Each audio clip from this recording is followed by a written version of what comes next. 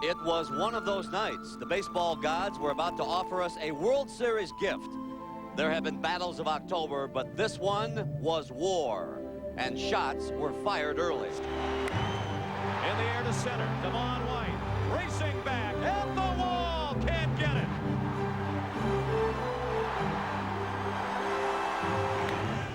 Well hit down the right field line toward the pole. It is a home run. Now it was the Blue Jays' turn, a time for the world champions to prove that they are world class. They did their explaining like this. It was one of those nights. Time to tell your friends that something special is happening.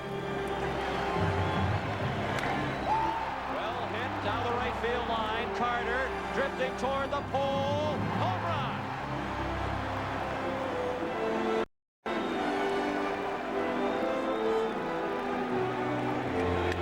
And he hits one deep to right. Forget about it. Way out of here. All night, people watched the scoreboard change. All night, the pressure was on.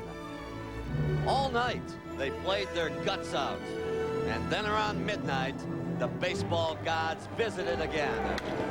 Base hit. Olerud scores. Molitor is stopped at third.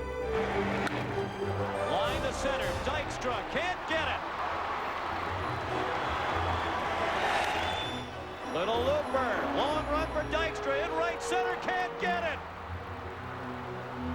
It was one of those nights. Is there somebody somewhere who can give us another?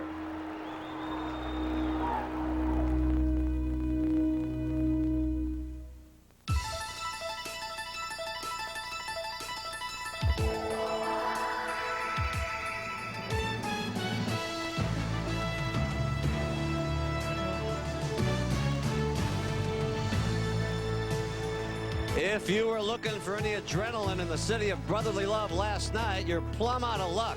And so, by the way, with the Phillies, after being up 5 runs, then losing by 1, Curt Schilling plans to change that one tonight. And maybe all this rain and drizzle is a metaphor for what this city is going through these days as they try to win at least one World Series game at home and stay alive. If not, those hard-charging, unbelievable Toronto Blue Jays will fly north out of the rain and celebrate another world championship. What's it gonna be, folks, as we have Game 5, the Toronto Blue Jays and the Philadelphia Phillies live here on CBS. Hi again, everybody. I'm Pat O'Brien, and welcome once again to CBS Sports coverage of the 1993 World Series. Pardon us if we seem just a little bit out of breath. We're still trying to get over last night's World Series game of the century. Besides 29 runs, a game that had everything, and when it was over, people sort of looked in the mirror and said, what have we done? I'm not going to go home and sit up tonight and worry about the fact that I didn't get him out. I didn't get him out. It's happened to me before. This just happens to be the World Series, and there's going to be a microscope on everything I do, so I don't have any excuses. I've never seen a game like this at this level, and when you talk about the significance of it being a series game, it's just, you know, it kind of adds to the uniqueness and the specialness. I'll have to watch this one on TV and figure out exactly what happened, but talking about tough losses tonight is a tough loss. I'll look back at this game and say, hey, I played in one of the most exciting ball games. It may have been a little ugly as far as the walks, as far as you know, the base on balls and all the hits. But I tell you what, it was a very good game to sit back and watch and to play in. Indeed. We must be doing something right because it's been raining all afternoon and evening, and the rain has just let up. We plan to get this one in. Maybe a little light rain later on, but they'll get this one in. Might be a little chilly tonight. We'd love to also promise you another game last night, but this network does have standards and practices, and we can't promise that one. But the way things go around here, fasten your seatbelts anyway. You never know what's going to happen. Sean McDonough and Tim McCarver will have the play-by-play when we come back, as we are ready for Game 5 of the World Series. The Blue Jays, the Phillies. Enjoy yourselves, everybody. Their family was unbreakable till a woman from her husband's past pulled them into a mysterious murder. Bruce Boxleitner, Rachel Ward, Double Jeopardy, Sunday. This is CBS. Every Every time Mercedes-Benz introduces a new car, other car companies rush to follow. And when Mercedes-Benz introduces a whole class of new cars, others scramble to catch up. Now Mercedes-Benz is introducing the new E-Class, featuring the powerful E420 V8. Other car companies may find this one even harder to follow. Today, Heather Caldwell used them for a headache. Last night, Marcus Bethman used them to clean his contacts. And just this morning, Evelyn Ebo took one with her juice. Like thousands of people, they use Treasury brand products from Thrift Drug because they know Treasury brand products perform the same as national brands, but save you up to 50%, which is why Erica's mom is happy to let her use them all day long. Treasury brand, up to 50% savings and 100% smarter, only at Thrift Drug. The 94 Ford Ranger is now at your Quality Plus Ford dealer.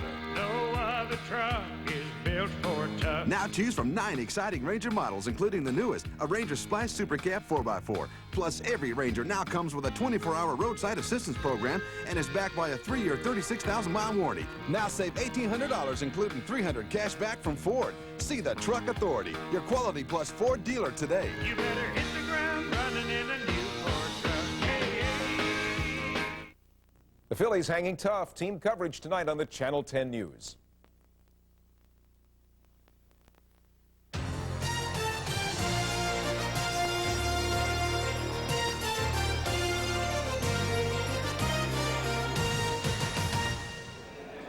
Regardless of the outcome tonight, this will be the final baseball game of 1993 at the Vet in Philadelphia. It's Game 5 of the World Series between the Toronto Blue Jays and the Philadelphia Phillies. Hello, everyone, and welcome. I'm Sean McDonough along with Tim McCarver, and it's great to have you with us. The Toronto Blue Jays lead this best-of-7 series 3-1. With a win tonight, Toronto will have defended its World Championship. The Phillies need a win tonight to send the series back to Toronto for Game 6. And, Tim, it is certainly an uphill climb facing the Phillies. They have to overcome last night's heartbreaking loss, and they also have to overcome history. This is the 37th time in World Series play in a best-of-7 format that one team has trailed 3-1, and the team trailing has only come back to win the series 5 times. But it hit as history shows. As a matter of fact, in 1925, the Pittsburgh Pirates beat the Washington Senators after trailing 3-1. The Yankees did it to the Braves in 1958, the Tigers to the Cardinals in '68, Pittsburgh did it to the Orioles in 1979, and Kansas City, the last team to be behind 3-1 and come back and win 3 in a row. I'm not too sure that it's as important that the Phillies are down 3-1, but how they got down. With Toronto coming back with 5 runs in the 8th inning last night, that is the latest that a team has come back from a 5-run deficit to win a World Series game in the history of World Series play. And in the ongoing saga of Paul Molitor, he is in the lineup again tonight at third base. The pitchers for Game 5, a rematch of Game 1. Juan Guzman for Toronto, Curt Schilling for Philadelphia. The first pitch from the vet right after this. CBS Sports coverage of Game 5 of the 1993 World Series is brought to you by Budweiser Beechwood Aged for a crisp, clean, classic taste.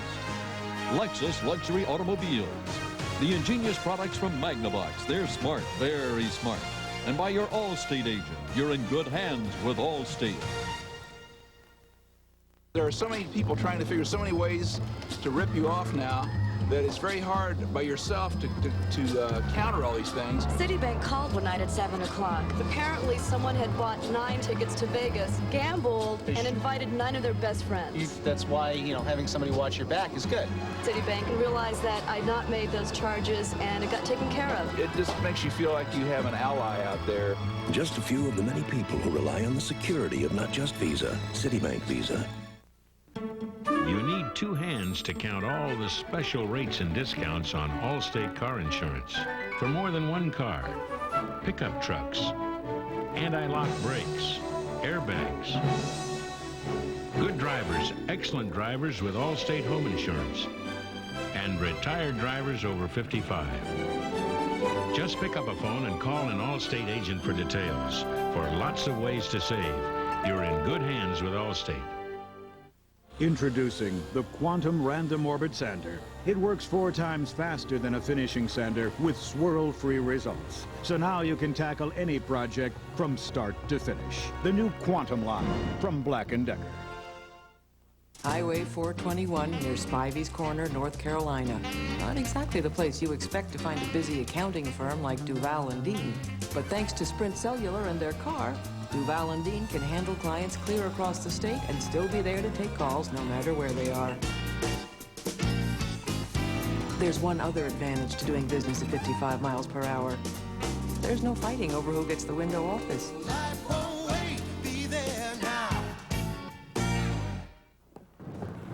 I can take care of myself in the ring, but in my car, I trust Meineke for safe, reliable brake service at a low price. Now more than ever, at Meineke, you're not going to pay a lot, but you'll get a lot. I guarantee it.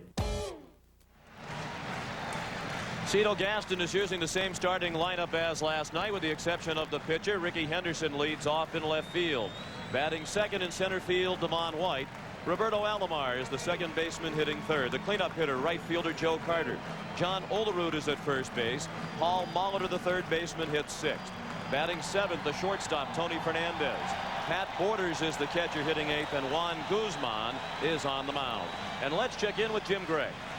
All right, Sean, the mood in the Phillies clubhouse before the game was upbeat and positive. There was no moping and the music was blasting. I spoke with several of the Phillies and they seem to have put last night behind them. They also said that they feel that they need Curt Schilling to pitch 8 or 9 strong innings. If not, they won't be successful. One guy's real optimistic, Jim Fregosi. He told us that his bags are packed and he's going to Toronto. He just hopes his friends are going with him. Sean? Thank you, Jim. Curt Schilling, the losing pitcher in Game 1 when he went head-to-head with Guzman. His first pitch of Game 5, a breaking ball for ball 1 to Ricky Henderson. After a slow start in the first 2 games, Henderson has picked it up in the 2 games here in Philadelphia. Raised his average to .333 for the World Series. And he's up there now with a count of 1 ball and 1 strike. Ricky has also led off each game by being on base. He has singled, doubled, and he's walked twice. On the ground is second, the Mariano Duncan. John Kruk for the out. The defense for the Phillies, Milt Thompson, the left fielder, he had a terrific night last night, and so did Lenny Dykstra. Jim Eisenreich in right, Dave Hollins at third base, Kevin Stocker at short, Mariano Duncan at second base, John Kruk at first, and Darren Dalton behind the plate. And at the plate, Devon White, who's hitting .412 in the World Series, 7 for 17. And he had the game-winning hit in last night's game. Down the left field line and foul. It sliced into the stands. The umpires, Tim McClellan of the American League, working his first World Series, is behind the plate. Dana DeMuth at first, Dave Phillips at second, Paul Runge at third. Mark Johnson in left, and Charlie Williams is along the right field line. Taking all the way is White. 1-1 the count.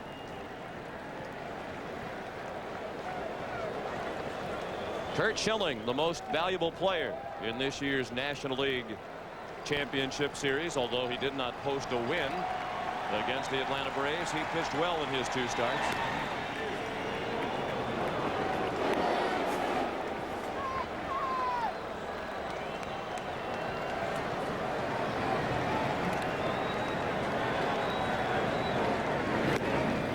Three balls and a strike.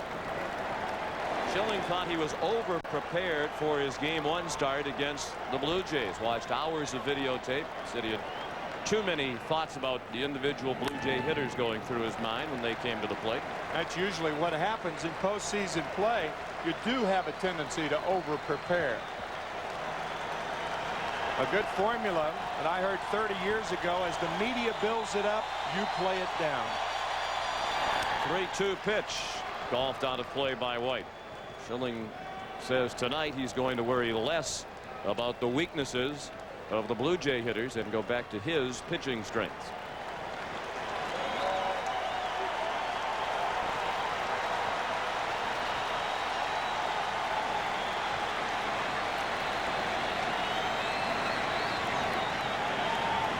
Another 3-2 pitch. And another foul ball in left.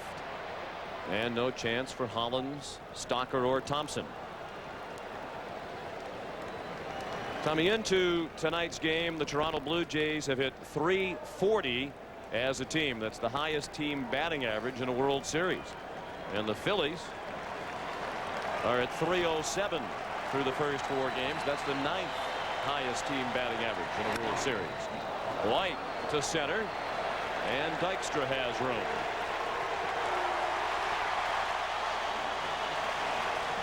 Two down and no score in the top of the first. I think what's going through the Phillies players' minds now is that Curt Schilling has to pitch a good ball game so we can get the confidence back of scoring runs and keeping a lead. And when you get blown out and a team comes back from a 14-9 deficit in the 8th inning, you really lose confidence in your pitching staff, and a good performance by Schilling will erase those doubts. Roberto Alomar up there with a count of 2-0. He's 8 for 18 in the World Series and has stolen 4 bases.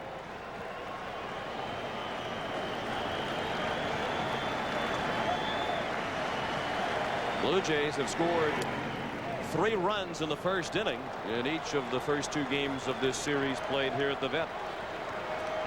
The last 2 ball games.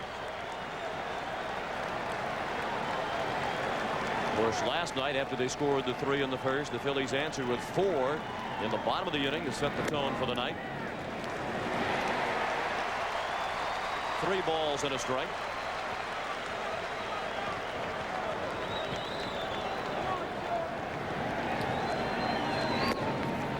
And ball 4, just a little bit up and away. So Alomar is the first base runner of the night with 2 outs in the first. The Blue Jays are not only a first ball hitting team, but also when they get on base, they like to steal on the first pitch. Their thinking is if they can steal on the first pitch, well, that gets things out of the way so the hitter can hit. Don't want your hitter, especially if he's a cleanup hitter, to be taking too many pitches to allow you to run. That's why they run on the first pitch.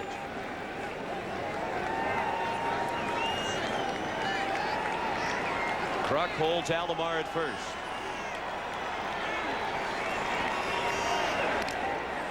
Out at the plate, 1 strike on Carter. Alomar 4 stolen bases, and he's only been thrown out once. The combination of Schilling and Dalton was tough to run on during the regular season. Dalton threw out 10 of 19 trying to steal when Schilling was on the mound.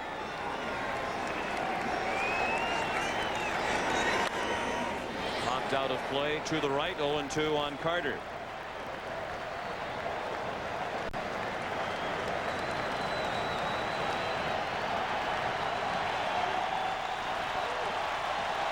Roberto Alomar has 18 postseason steals in his career, and he's only been thrown out once. That was the ill-advised stolen base attempt at third in game 2. Breaking ball just missed.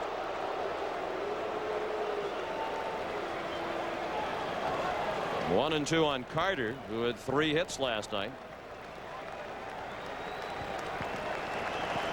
including the double with 1 out that started the 6-run 8th. He scored the first of the 6 runs. Schilling missed inside. Hurt's 26 years old. He'll turn 27 in November. 6'4", 215 pounds.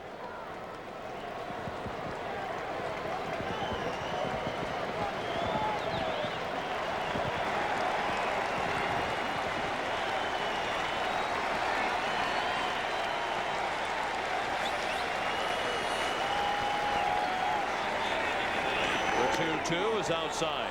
And the count is full, and with 2 outs, Alomar will be running with the pitch. There are a lot of managers, and I'm sure Cito Gaston could be one, that believe that you should run with a count 2-2 and 2 outs. I've never believed that that's a good running situation, because if the pitcher misses with that pitch, it's 3-2, and it compels the runner to run with 3-2, 2 outs. Alomar goes. Carter to center field. Dykstra. And that ends the inning. After a half inning of Game 5, the Blue Jays nothing, and the Phillies coming up.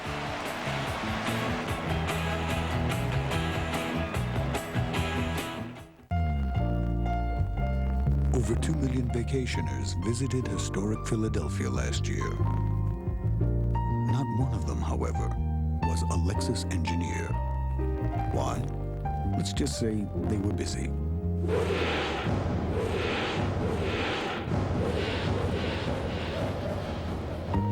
The 1994 Lexus ES, improved, revised, refined. In a word, new.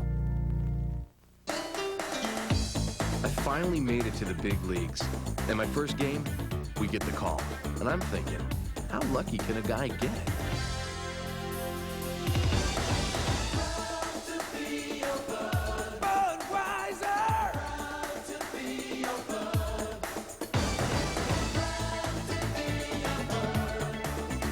Beechwood aged for that fresh, distinctive taste. Crisp, clean, classic.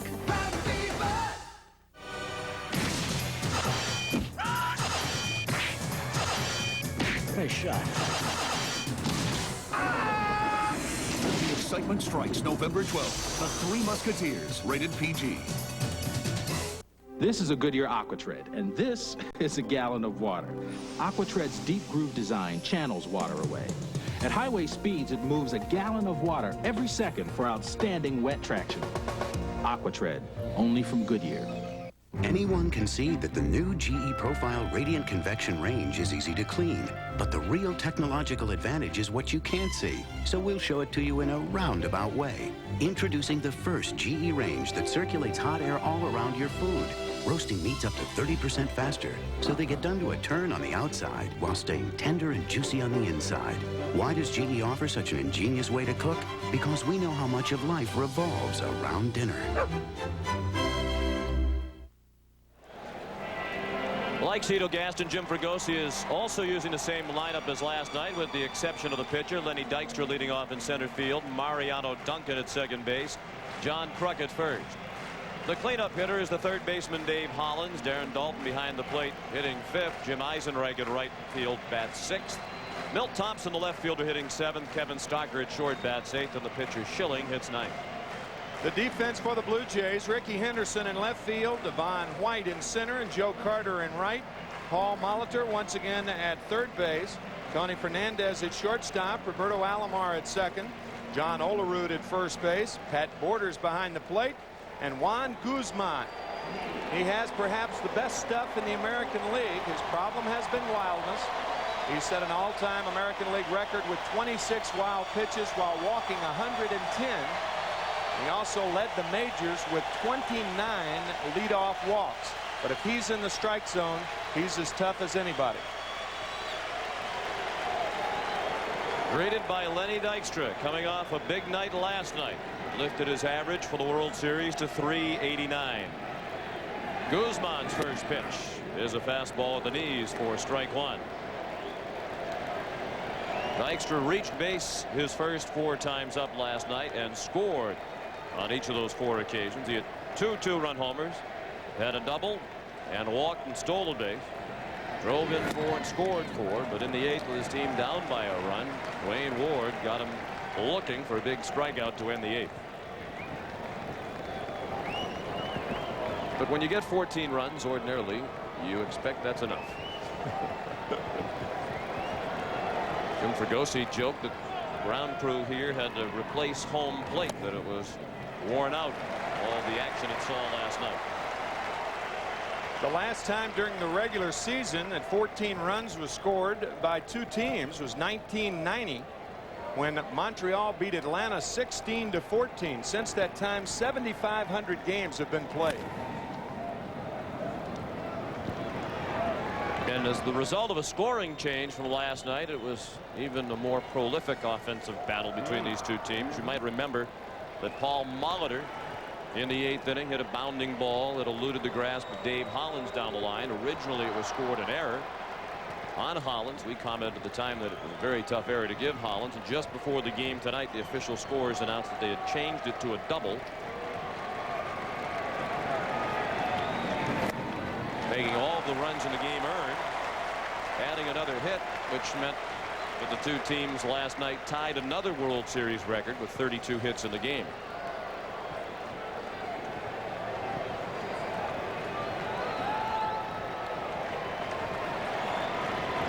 The 8th player in history to score 4 in a game, and the first Philly to hit 2 home runs in a World Series game. Lenny Dykstra up there with a full count. Really unusual that Lenny has a 3-2 count on him, huh? Seems like every at bat he ends up with a count 3-2.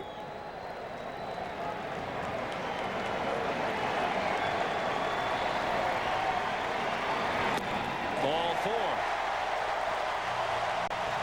Well, the Phillies' game plan, and it was successful in game 1 against Guzman, was to be patient, make him throw strikes. And Guzman wound up having to leave the ball game after 5 innings because he had thrown 120 pitches. Guzman said he's going to change tonight. He knows that the Phillies will be taking early in the count, so he's going to try to throw strikes earlier in the count. Mariano Duncan, another one of the hitting stars in this series, and that is redundant. Dykstra has 2 stolen bases without being caught over the first 4 games. Yeah, both teams with all the hitting that has been done by all of the players, both teams with averages over 300. Mariano Duncan leads both teams in hits with 9.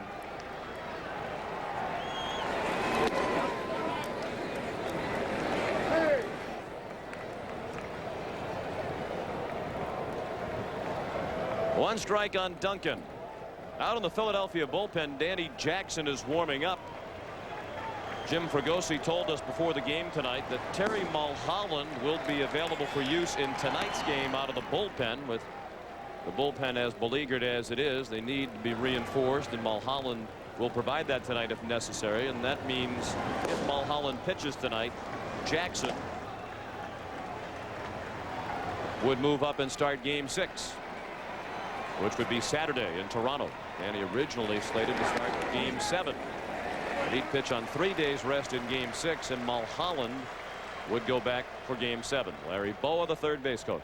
Not unlikely that Mulholland could be the closer tonight with the problems Mitch Williams has had.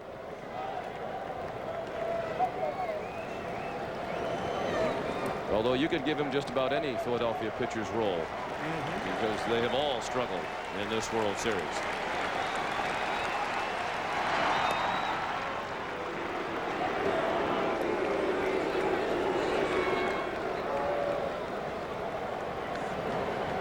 Of course, the one guy who has pitched pretty well out of the bullpen is Roger Mason. But he worked 2 2/3 innings last night, and Jim Fregosi wasn't sure before the game tonight if he'd be able to work in this ball game.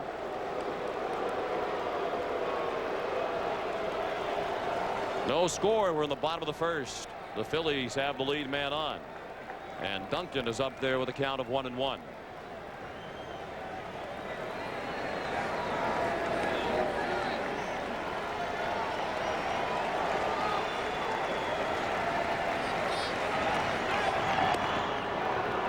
And the fans grow restless as Guzman throws to first again. Maury Wills used to say that if you're not diving back to first base, you're not off far enough. The only base runner that I ever saw that was a terrific base runner and a fast base runner who didn't dive into first base going back was Lou Brock. He almost always went back standing up. Looked like Guzman tried to put a little extra on that delivery. 2 balls and 1 strike. Cito Gaston and the Blue Jays trying to become the first team to win back-to-back world championships since the Yankees of 77 and 78.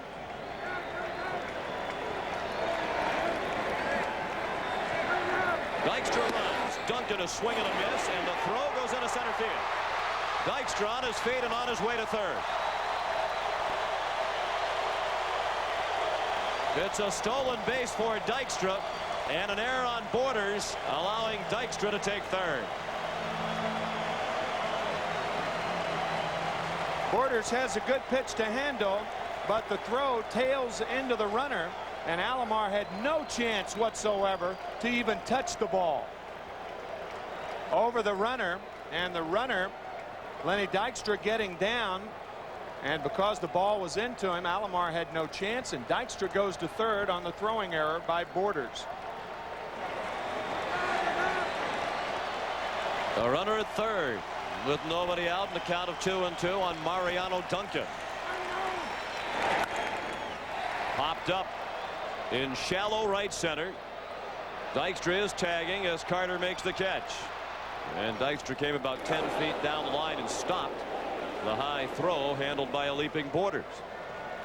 I think the reason Dykstra was tagging then was in the event that Alomar made the catch and was back on his heels. The proper guy caught the ball, Joe Carter, because he was going toward home plate. There's Dykstra tagging. He sees Alomar back up, but Joe Carter properly calls Roberto off the play and makes the throw home to hold Dykstra. Dykstra at third with one out. No score in the bottom of the first. And the batter is John Kruk. He's 7 for 17. Despite the 32 hits combined by the two teams last night, Kruk went 0 for 5.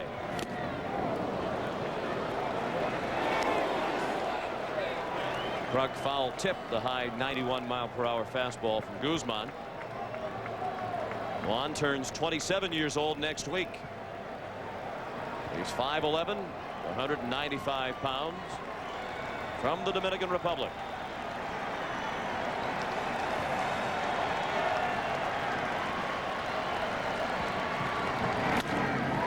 On the ground to second, and will get the run in.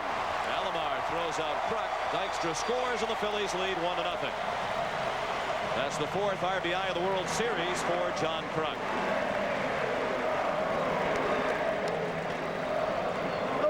The 9th RBI of the postseason for Kruk, and 7 of those RBIs were go-ahead RBIs, and this puts the Phillies in front. The last guy to do that, Gene Tennis, back in 1972 when he played with Oakland, and now he is the bench coach for Cito Gaston and the Blue Jays. There's Gene. And Guzman's first pitch to Dave Hollins is a ball high. Phillies have scored a run without a hit in the bottom of the first. Last night in the first, they scored 4 runs with 1 hit.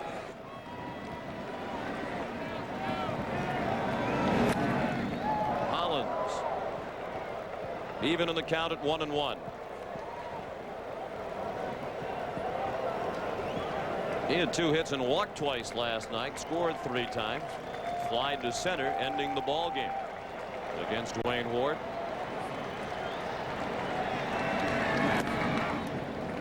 Strike. Tim McClellan, the home plate umpire, tends to hesitate before coming up with the strike call.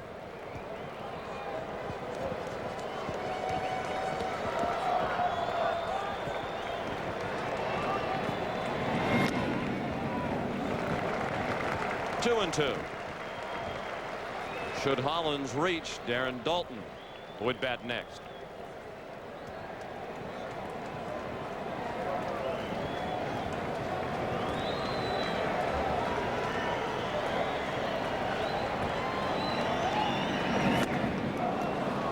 And that ends the inning. First strikeout of the night for Guzman, but the Phillies take the lead after 1. It's 1-0. Finally, there's a TV that proves technology can make our lives easier. A Magnavox TV with a precise color picture, smart windows which preview other channels, and the unique smart sound feature, which ensures your volume will stay at normal levels no matter what comes on. Magnavox is so smart, I didn't even have to show up for this commercial. Commercial. How'd I do? Great. You were great. The innovative TVs from Magnavox. Smart, very smart. The Tahitian Islands welcomed over 100,000 vacationers last year. Not one of them, however, was a Lexus engineer. Why? Let's just say they were busy.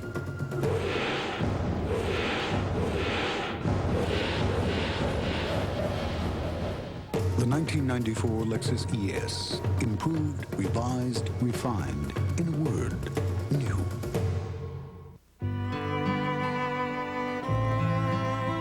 Hunger in the United States is at a record level. The best estimates are that there's 30 million people that are hungry in this country. There are many, many infants and young children who suffer from malnutrition. There's just no excuse for that kind of tragedy. What Share Strength does is we get resources to communities so that they can feed more people more effectively. It's going to take a lot to solve hunger in this country. We're grateful for American Express card members' support in helping to provide a meal every time they use the card. Now till December 31st, use the American Express card to help feed millions of people. The charge against hunger is a battle that we can win. Broncos, Cherokees, Pathfinders, any pickup or 4x4, on-road or off. Introducing the tough new LTX Light Truck Series from Michelin. Okay, big finale. Don't forget! Premiering Wednesday. South of Sunset. On the Caucasian, that's Columbia. Comedy Broadcasting System. Be there. They mean here. Phillies scored an unearned run in the bottom of the first, and they lead 1-0 as the Blue Jays bat in the second against Curt Schilling, with John Olerud to lead off. He's played in 3 of the first 4 games and has gone 3 for 10. Strike 1 over the inner third. Olerud, Molitor, and Fernandez. Batters 5, 6, and 7 coming up. That's a pretty impressive 5, 6, and 7. I'll say 2 top hitters in the league, and then Fernandez, who's driven in 9 runs in 4 games. Olerud, not only the top hitter in the American League, the top hitter against right-handed pitching. 396 against right-handers. Roberto Alomar was second with a 359 average. What a group to get through if you're a pitcher. 1-2 on Olerud.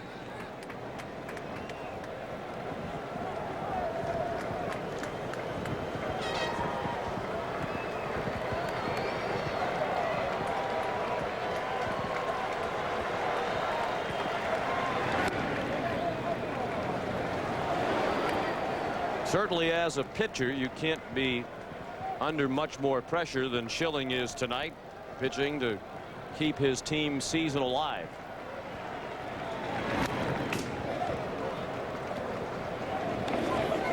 A lot of people say the Phillies have to win 3 in a row. I think the way the players view it is that they have to have 3 one-game winning streaks.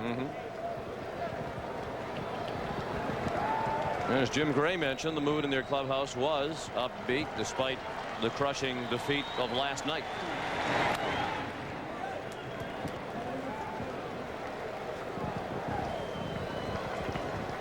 Still 2-2 on Olerud.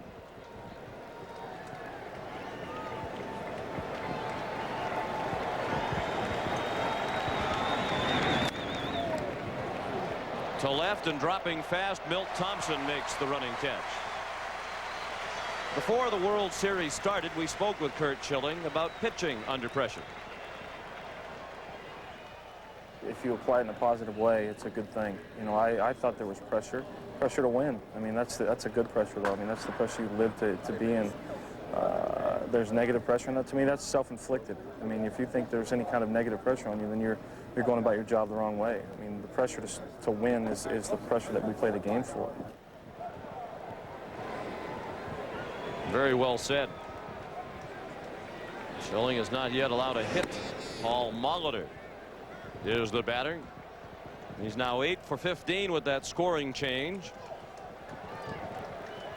He has to be considered a leading contender for MVP honors in this series, but the Toronto offense has been so well spread out. Should they win it tonight, it would be tough, at least at this moment, to choose an MVP or even who the leading candidate is.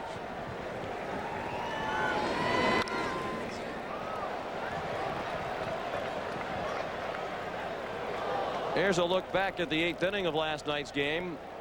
A play that involved the scoring change. Hollins couldn't get a glove on it. Originally that was scored an error, but it was changed to a double for Molitor and an RBI. Schilling behind in the count 3-1. We're in the second, and the Phillies lead 1-0.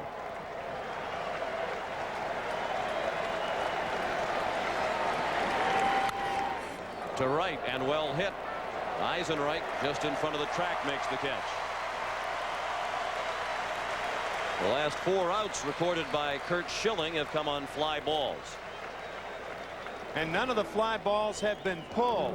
White flied to center, Carter flied to center, Olerud the other way to left, and Molitor the other way to right. What does that mean? It means that Curt Schilling's throwing hard. So far, the Blue Jays haven't been able to get around on him. Tony Fernandez leads the World Series with 9 runs driven in. Tony had 5 of those last night. He had 3 singles and also picked up an RBI with a ground out.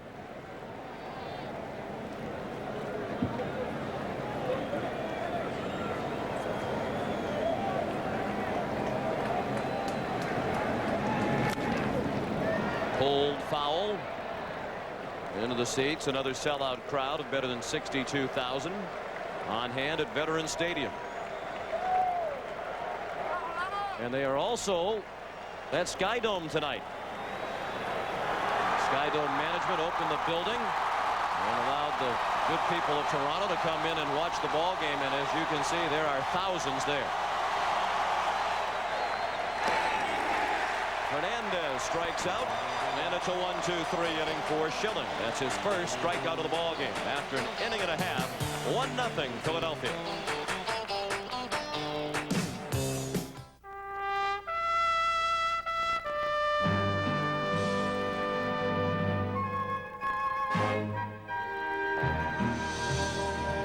Cellular One has set up state-of-the-art cellular service that reaches clear across America.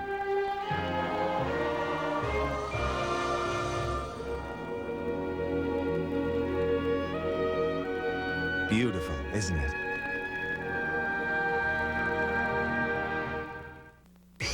Movie theater. I love this place.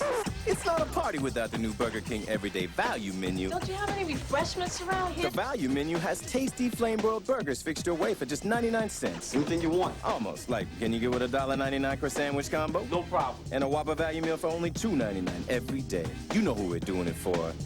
For me. Check your Burger King Value Menu for their everyday low prices. We all gonna shoot over to Burger King. Burger King? Try the new Everyday Value Menu. It's the jam. This is a line. To some, it is seen as a barrier. To others, it's a point where traditions of the past are abandoned in favor of visions of the future. Introducing the revolutionary new Toyota Supra. It's taken everything sports cars were before and crossed the line. All right, what is the best day of your life? I'm 7 years old, and my dad takes me to Yankee Stadium. My first game. Sat there the whole game next to my dad. Taught me how to keep score. Mickey hit one out. Good day. I still have the program. When I was about 18 and my dad and I couldn't communicate about anything at all, we could still talk about baseball. You know, that was real. A message from Major League Baseball. Get your game cards ready and stay tuned for the Budweiser World Series Classic Play at the end of the 5th inning. You could win $100,000. Of course, getting a foul ball as a fan is always a big thrill when you come out to the ballpark. The World Series, it's even more of a thrill, and as a result, some fans are willing to go up and over to grab a World Series souvenir.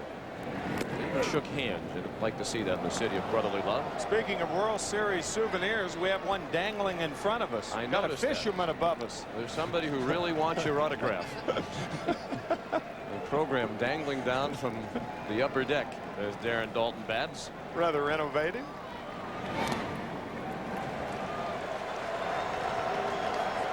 1-2 the count on Dalton. He leads off against Juan Guzman. 1-0 Philadelphia in the second inning of Game 5 of the World Series. Guzman will face Dalton, Eisenreich, and Thompson in the second. Well hit toward the gap in left center. Henderson on the run, and it's off the wall and a hop. And Darren Dalton has a leadoff double.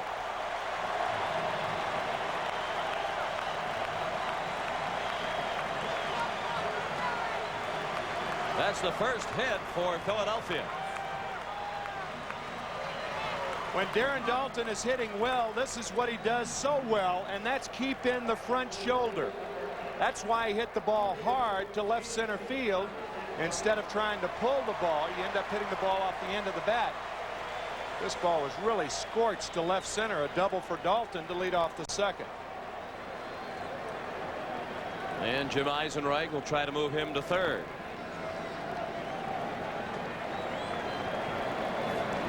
He squared the bunt and took a fastball low for ball one. It was 96 miles per hour on the gun downstairs. Eisenreich is tied with Milt Thompson for the Phillies club lead in runs driven in this World Series with 6.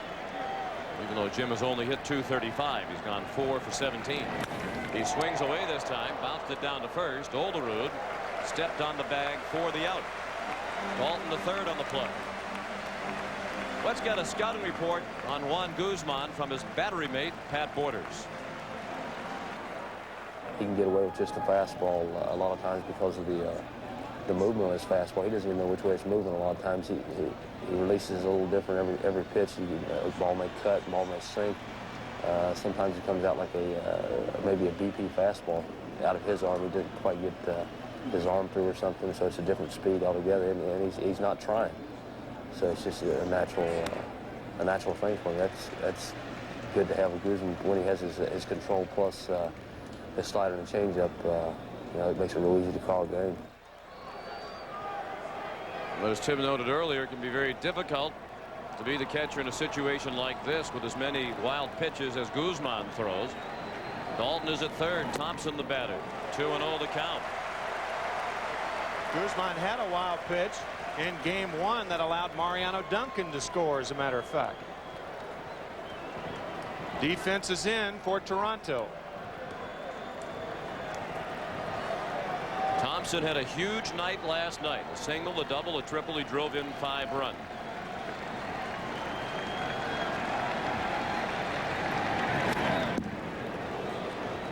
Two balls and a strike.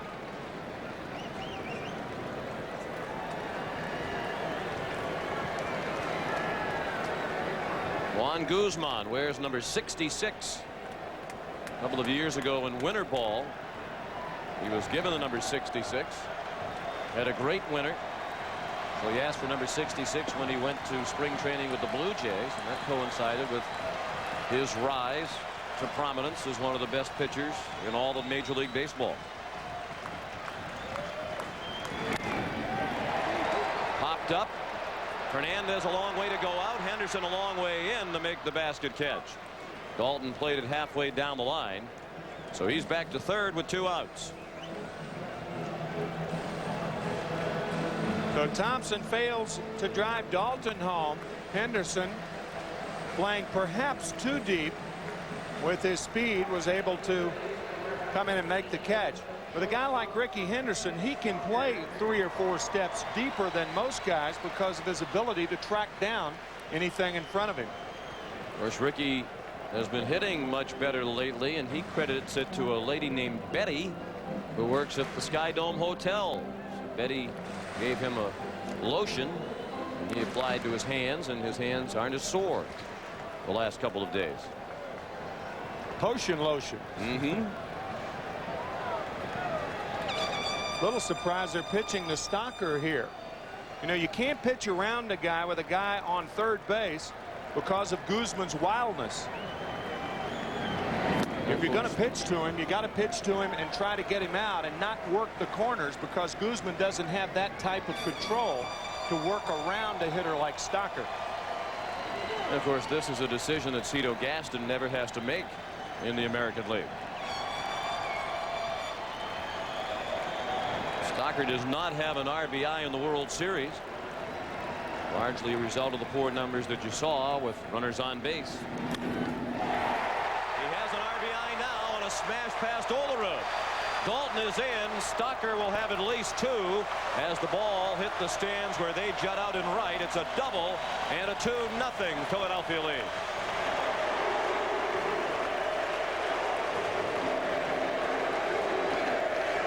The Stocker that the Blue Jays have seen doesn't have an RBI in the World Series until now. But I mean, here's a .324 hitter during the season. You can't lose sight of that. And in my opinion, as we said before he got the double, you got to put him on and pitch to Curt Schilling.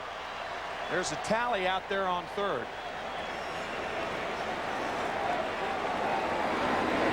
Schilling, swing and a miss.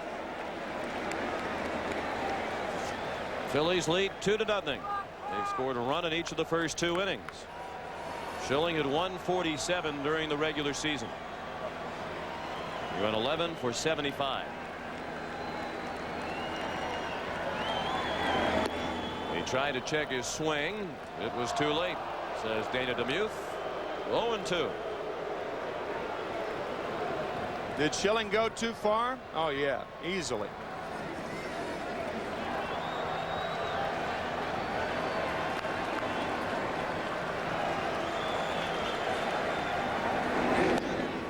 And Schilling strikes out. They pitched to Stocker and he made it hurt. After 2 innings, 2-0 Philadelphia.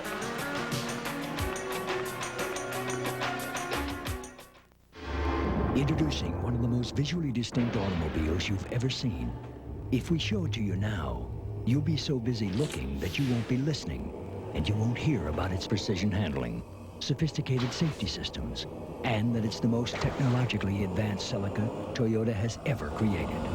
Okay, now you can look.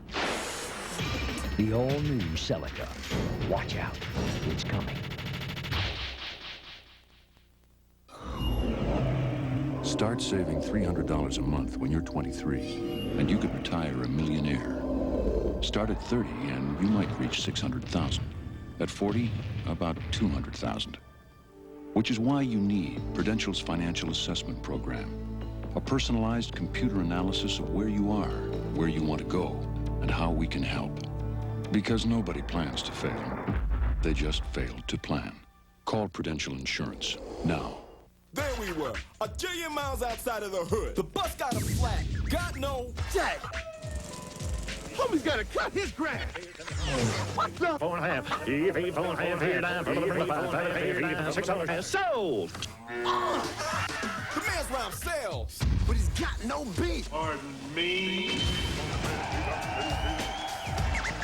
That was death. Huh? Yo, MC Cow Seller. Fresh. You trust your doctor to take care of you. But what happens when he violates that trust? He got involved romantically, emotionally, and sexually with a patient. What happens when the prescription is sex? You're my therapist. You're not supposed to be doing this. Betrayed. 48 Hours returns October 27th. CBS Sports coverage of Game 5 of the 1993 World Series is brought to you by Budweiser, Beechwood Aged for a crisp, clean, classic taste. Toyota and their full line of quality cars and trucks. Cellular One, clear across America. And by Bayer Aspirin, the wonder drug that works wonders. Man can work a room, can he? He sure can. Dave Raymond, the Phillies fanatic, son of longtime University of Delaware football coach Tubby Raymond. Pat Borders starts the third with a base hit. It was trapped by Eisenreich, who made a terrific play to get it on the hop. But Pat Borders has his 4th hit of the World Series.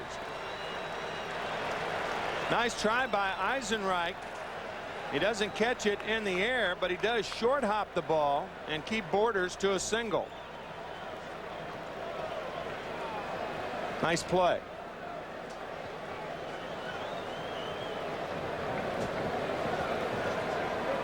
And you saw that outfield turf is still very wet. It rained until about a half hour before game time. Neither team took batting practice. Here's Juan Guzman. In his first major league at bat, an obvious bunt situation. Cito Gaston said of all of his pitchers, Guzman seemed to be the least comfortable as a hitter. His bunt fielded by Kruk. That's one. That's two. 3-6-4 double play.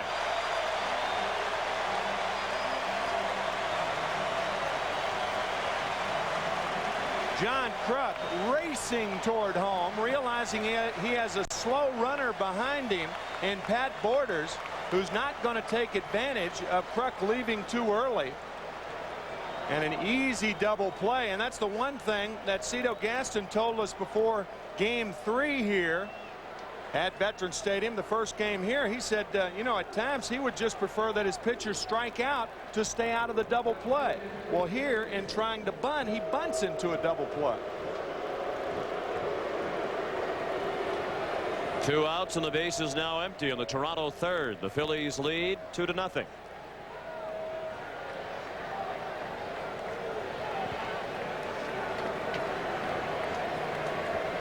Top of the order, and Ricky Henderson, who started the ball game with a ground ball to second. Kurt Schilling has his fastball fouled out of play to the right.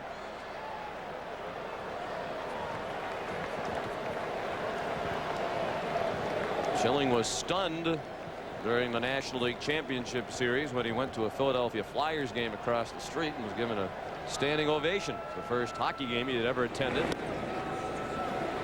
Thought he'd sneak in and catch the game, didn't realize he'd be spotted by the crowd. And it was a heartfelt standing ovation from the Flyer fans. We're off to a pretty good start, but I'm not sure anybody in this city is aware of it. Out of play and right. It's one of the byproducts of the Phillies sharing this stadium with the Philadelphia Eagles of the NFL is that Jim Fregosi, their manager, and the Eagles coach Rich Kotite have become very good friends.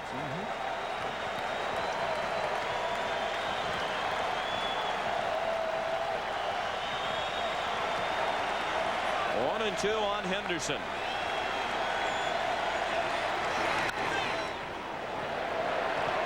Dykstra. That ends the inning. We'll return to Veterans Stadium after this message and a word from your local station.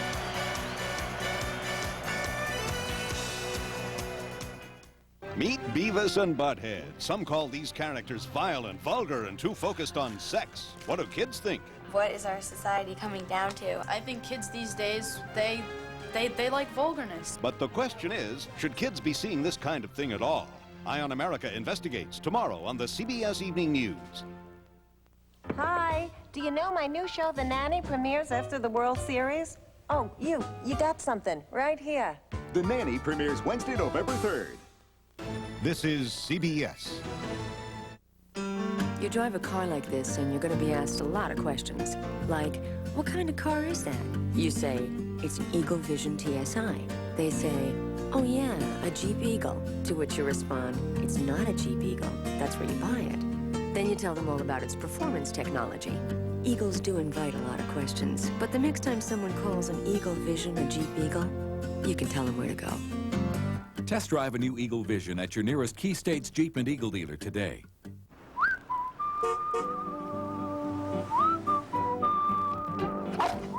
Boomer!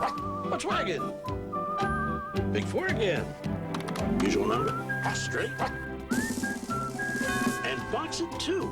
50 cents each way. The Pennsylvania Lottery's Big Four game. Who says you can't teach an old dog new tricks? Don't forget to play both ways every day. You might be the lucky dog who wins. This house is you, Boomer.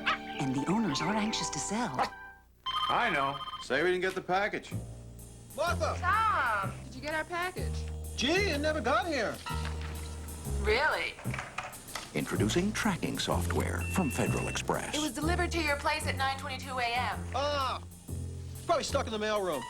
No, it was signed for by your partner, Brian. Now you can track packages right from your computer on your desk. Brian, are you there? Oh, that package, Martha. We could negotiate a deal at... The Phillies hanging tough. Team coverage tonight on the Channel 10 News. Welcome back to Veterans Stadium, where the Phillies lead 2-0 as we head to the bottom of the third. Top of the order coming up for the Phils. Lenny Dykstra leads off against Juan Guzman. And the first pitch is popped foul and out of play behind the Toronto dugout. Dykstra started the Philadelphia first with a walk. He stole second and took third when Borders' throw sailed into center field for an error and scored an unearned run. Charged to Guzman on a ground out by John Kruk. Guzman gave up an earned run last inning on a pair of doubles by Dalton and Stocker.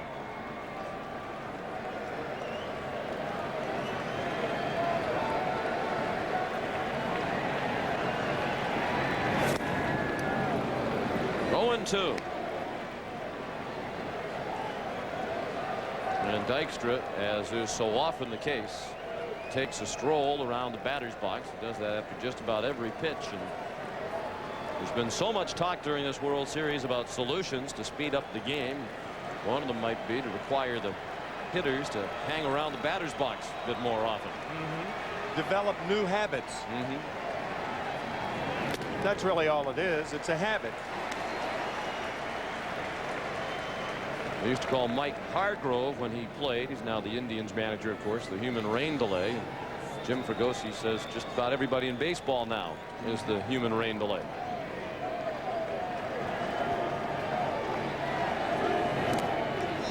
Two and two. Juan Guzman came to the Blue Jays back in 1987 in what looked to be a very minor deal at the time. He came over from the Los Angeles Dodgers for infielder Mike Sharperson, who was just a utility player at that time for Toronto and had been up and down between the Blue Jays and their minor league clubs. But Guzman has developed into one of the best starting pitchers in baseball. Strange movement on that pitch. That's what he did a lot with the Dodgers, and the Dodgers gave up on him. They thought he was the type of pitcher that certainly had a good arm, but he was too wild. Scout Al Lamacchia saw him pitch in a B game at Vero Beach, where the Dodgers train, and said, here's a guy worth taking a chance on. And he's the guy who suggested him to Pat Gillick. We talked last night about the great Blue Jay organization from top to bottom, and Al Lamacchia is another guy who deserves a lot of credit for the great work he does in scouting.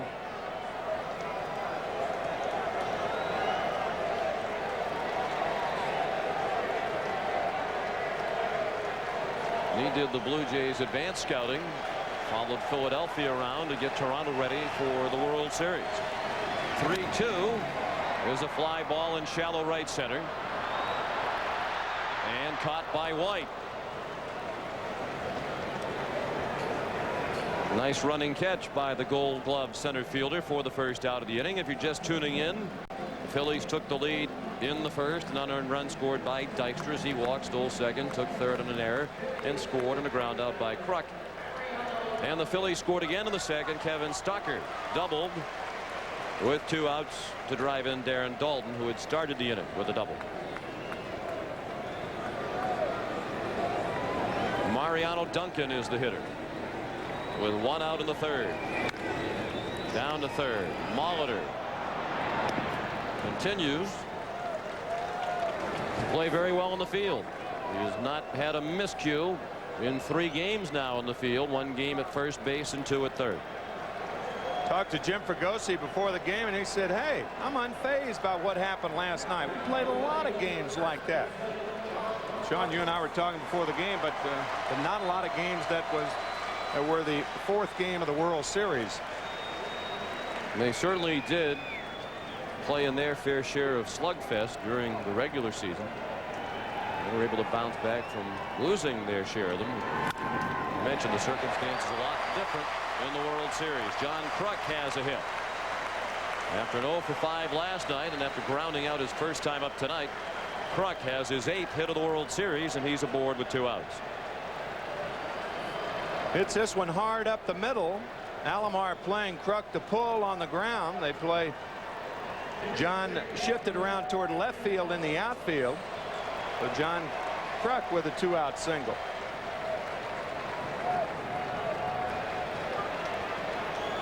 And that brings up Dave Hollins, who struck out swinging to end the first. Guzman has finished each of the first 2 innings with a strikeout.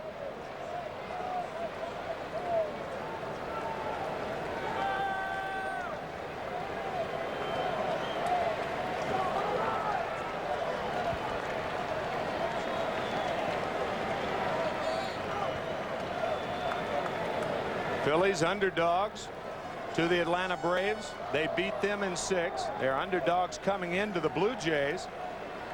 And they're trailing 3 games to 1 and have to win 3 in a row. They have been written off more than a 3-martini lunch.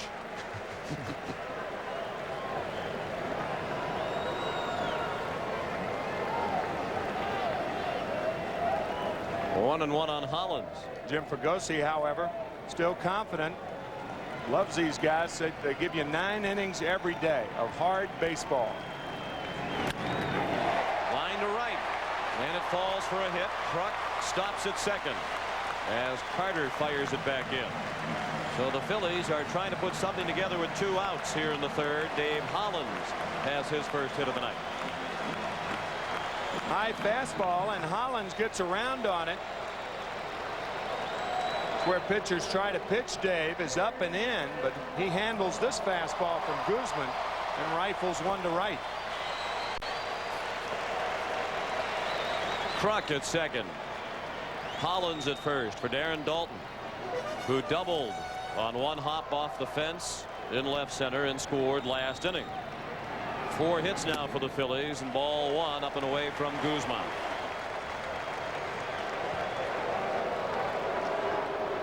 And Cito Gaston is on his way to the mound.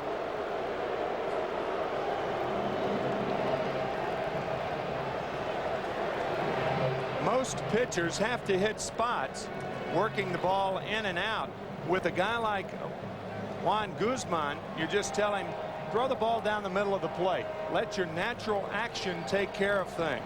Don't try to be too fine.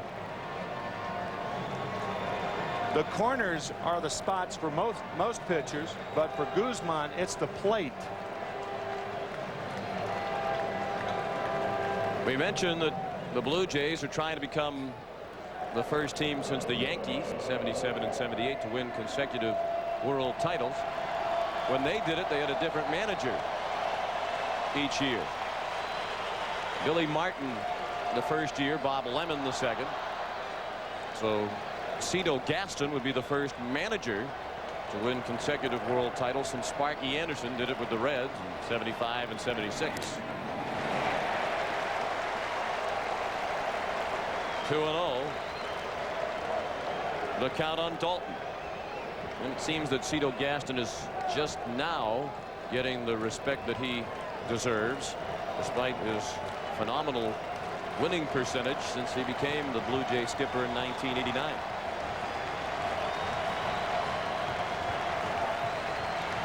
The 2-0 pitch. Popped foul, and it drifts out of play.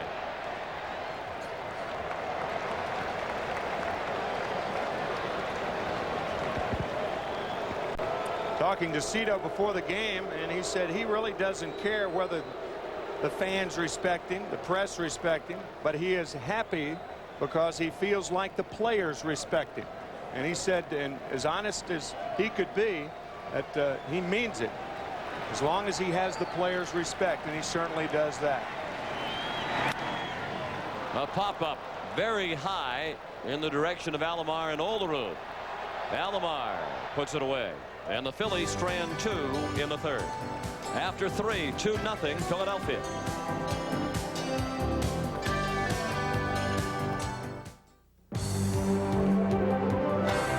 Toyota proudly presents All Around Champions. Since his 23-game winning season, Danny Jackson has learned a few hard lessons, like believing in yourself, even when things are tough. That's why he's giving time back to the community. Watching his efforts pay off as homeless families begin to believe in themselves may be one of his most satisfying victories. Toyota is pleased to salute all-around champion Danny Jackson by contributing $1,000 to the People's Emergency Center. Since Toyota truck reliability and dependability are put to the test in America, Toyota said build them here too. You know what? Most are. But the ultimate test is right here. Toyota 100,000-mile story. Over 60,000 of them, and more coming every day. Toyota trucks. The reliability's built in. Toyota trucks. You just gotta love them. Bigfoot! Excellent. Wait a minute, guys. There's more. Check it out. Guys! It's a pizza guy, man. Much more, guys. Like free HBO for a month? No. Free HBO.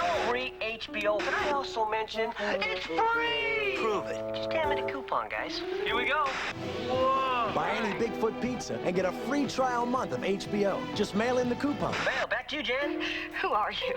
Bigfoot pizza, a legendary value. A year ago, AT&T Special Country Savings was born. Now to celebrate its first birthday, we're giving you even more savings on international calls. Double the savings on Saturdays in October and November. And not just to one or two numbers, but to everyone you want to call in the international country of your choice. 30% off with AT&T. Call now to sign up and enjoy a birthday gift from us to your favorite country. This game summary is sponsored by AT&T. The Phillies scored an unearned run in the first and an earned run in the second on an RBI double by Kevin Stockard. They desperately need a big performance from Curt Schilling, and he has provided them with 3 scoreless innings of 1-hit pitching. Facing Devon White, who sends it just over our heads.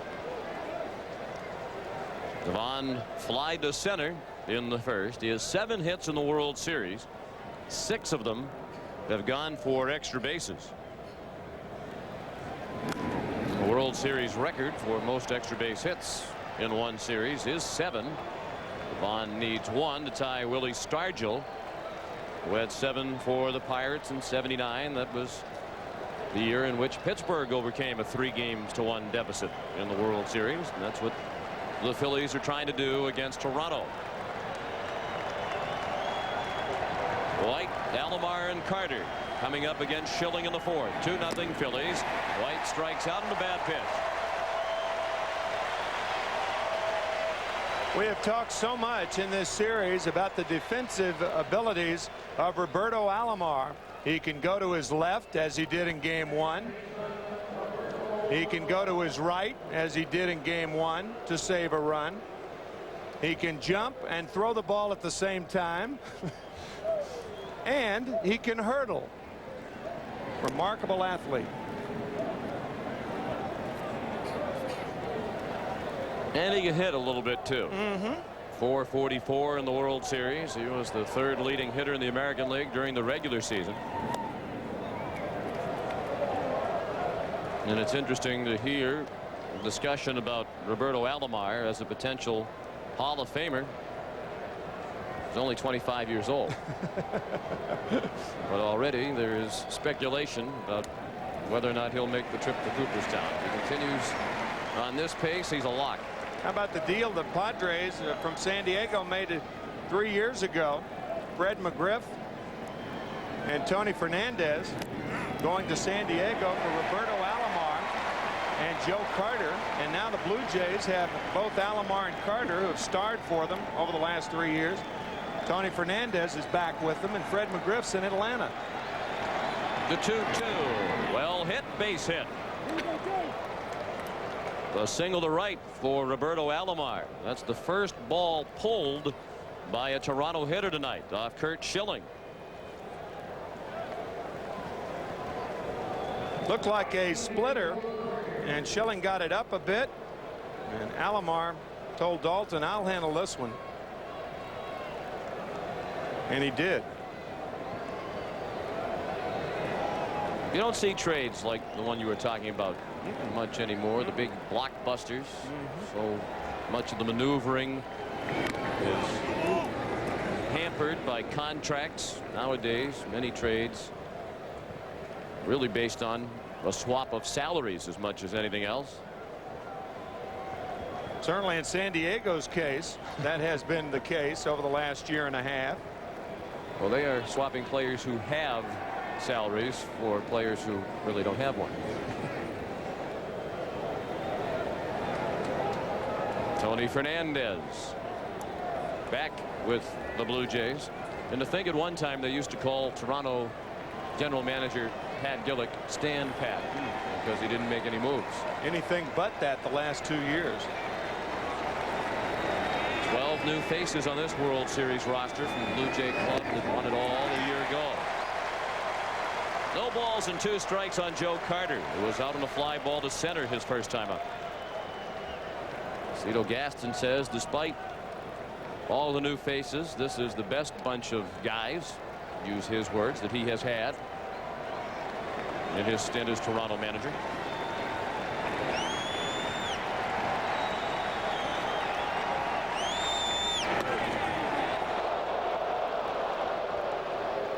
Just outside, 1-2 on Carter.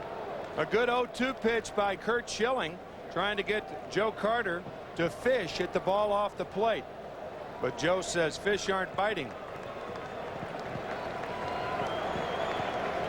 But he is directing. Bob Fishman, our director tonight. Bob Dickus, our producer.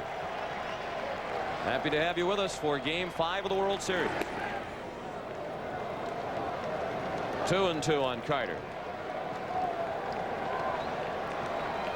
Alomar at first with 1 out. 2-0 Phillies in the 4th.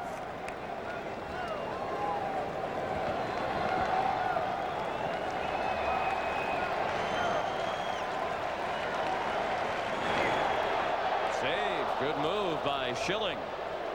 And that had Alomar lunging back to first.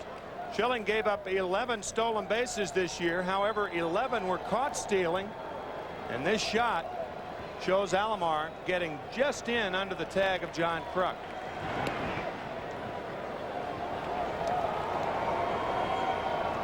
You can see how the first base position is made for a left-handed thrower. The glove on the right hand, all the pitcher has to do is throw the ball to the glove. Much easier to make the tag than with a right-handed throwing first baseman. Slashed out of play. Still 2-2 on Carter. Nick Leyva, the third base coach, he took over at mid-season when Rich Hacker, who's been the Toronto third base coach the past couple of years, was seriously injured in a car accident. Leyva had been managing the Blue Jays AAA club in Syracuse, New York. And it's wonderful to see Rich Hacker back in uniform. He is with the Blue Jays here in the postseason after missing the second half of the regular season.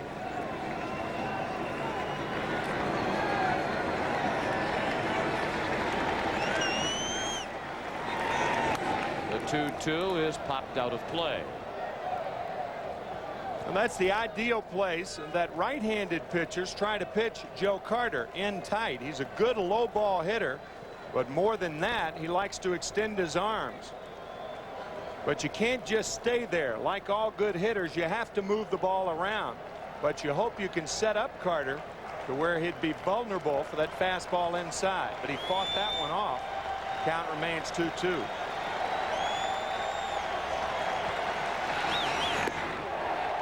Check swing, no swing, says Dana DeMuth.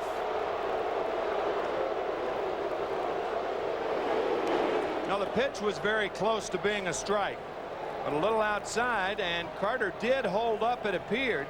See, the hands come across, but the barrel of the bat does not come across the plate.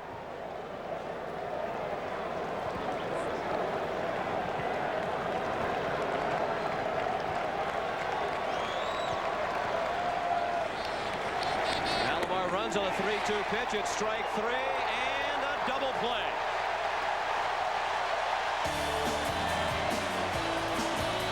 After 3.5 of the vet, 2-0 Philadelphia. Imagine a wonder drug that could help reduce minor arthritis pain so the Panthers wouldn't lose their star shortstop. One that could relieve headaches so more boys could come out to play. A drug that studies show reduces the risk of second heart attacks. Imagine a drug that holds answers to all these ailments so families could gather for years to come. A wonder drug? Yes, it's genuine Bayer aspirin. The wonder drug that works wonders. Having been ranked the best compact sport utility vehicle in initial quality by its owners, we thought the Toyota 4Runner's extra value package might go unnoticed. So we put a twist on it. You get chrome bumpers, leather seats and trim, air conditioning, power windows, door locks, mirrors, and more for a savings of up to $1,000. Nice catch.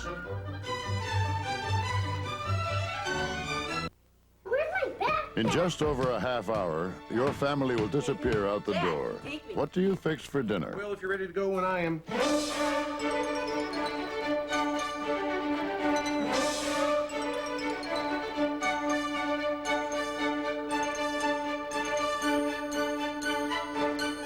It's quick. It's easy. Oh, I invited Bobby over. It's beef. Hey, Bobby, pull up a chair. It's what's for dinner. Never before have critics unanimously declared one movie such an absolutely fantastic, fun-filled delight for the whole family. Tim Burton's The Nightmare Before Christmas. It's wildly imaginative, a dazzling animated funhouse, and an instant classic for both kids and grown-ups. Don't miss the movie Siskel and Ebert give 2 thumbs up. Fantastic! The Nightmare Before Christmas, rated PG. Starts Friday in select cities. Check newspaper for showtimes.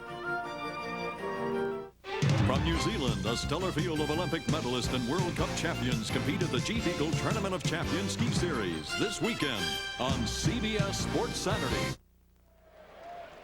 Look at the obstacles Darren Dalton has to cope with. First the bat, now the body, and a nice throw to Mariano Duncan to nail Roberto Alomar. Nice on both ends. First Dalton, and secondly Duncan. So it is still 2-0 Phillies as they bat in the 4th against Juan Guzman. Jim Eisenreich up there with a count of 2-0. He bounced to first in the 2nd. Juan Guzman to face Eisenreich, Thompson, and Stocker here in the 4th. Alomar throws him out.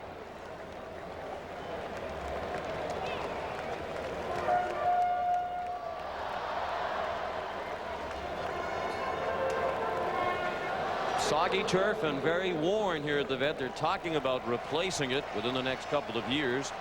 The Phillies management would like to see a new turf surface by 1995 in this municipally owned stadium.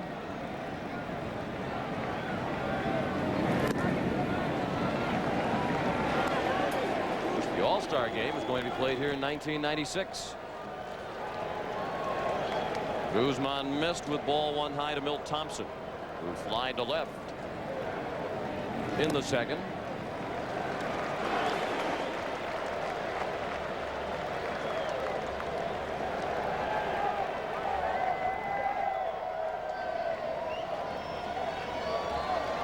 The 2-0 is just low, and Thompson is in the driver's seat. 3 balls and no strikes.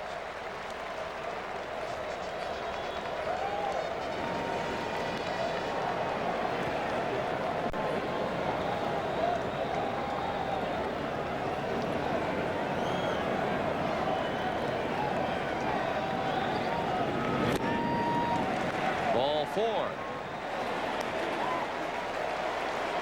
So the Phillies have had at least 1 base runner in every inning. That's the 2nd walk issued by Guzman. A runner at first with 1 out in the 4th. 2-0 Philadelphia. The Phillies have out hit the Blue Jays 4-2. Toronto has made the game's only error, and it led to an unearned run in the first. Guzman will work next to Kevin Stocker. Blue Jays elected to pitch to Stocker in the 2nd with Dalton at 3rd and 2 outs, and with the pitcher on deck. Stocker made them pay when he doubled down the right field line. Thompson was not running on the first pitch to the shortstop.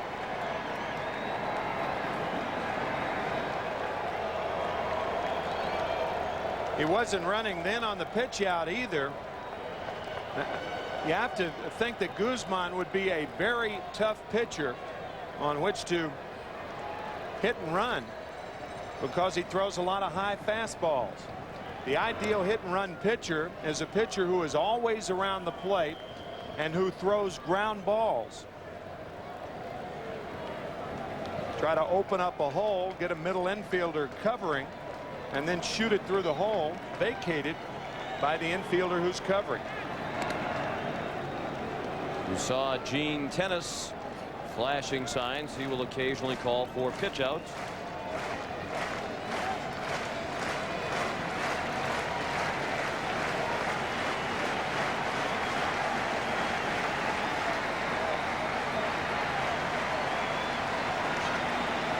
Thompson is not running, and Stocker looked at a fastball high. So Guzman has missed the strike zone with each of his last 6 pitches.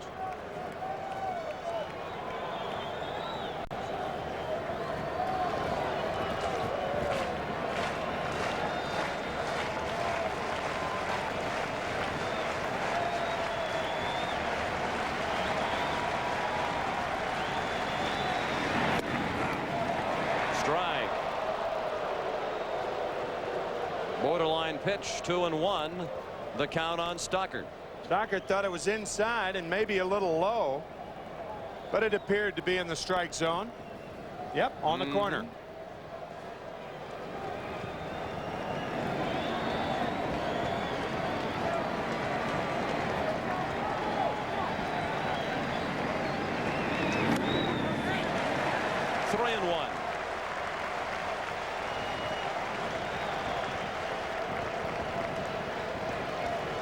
With the left-handed batter up, Tony Fernandez will give the sign to Roberto Alomar. If he opens his mouth and the runner runs, that means Alomar is covering. You have it. If his mouth is closed, then he has it. So shortstop covering here. Thompson does not run, and Stocker looked at ball 4. So Guzman has walked 2 in a row. That's a good reason not to run with Guzman's periodic control trouble. He gave Thompson the free ride down to second base as he put Stocker on at first. That's a good point, and also an illustration of what Jim Fregosi thinks. He says that young hitters, if he sends the runner with the count 3 balls and a strike, the batter is more apt to be swinging at the ball just off the plate. It may be a ball, and he wants his hitters to be patient. Therefore, he rarely will send the runner at first with a count 2 balls and no strikes to a hitter, or 3 balls and 1 strike.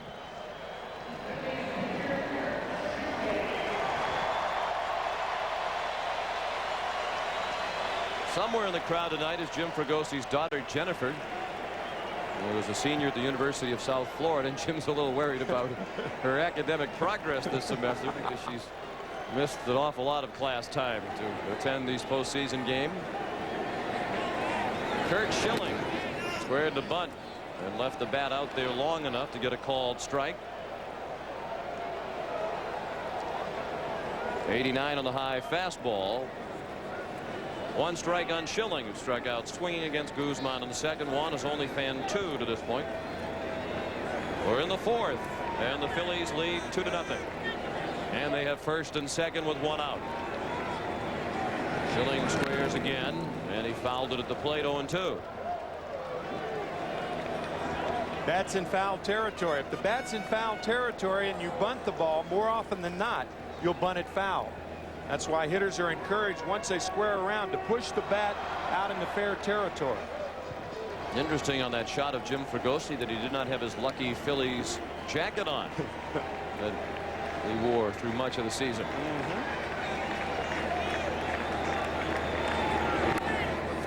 Schilling bunts, and it's a good one. Borders has to go to first.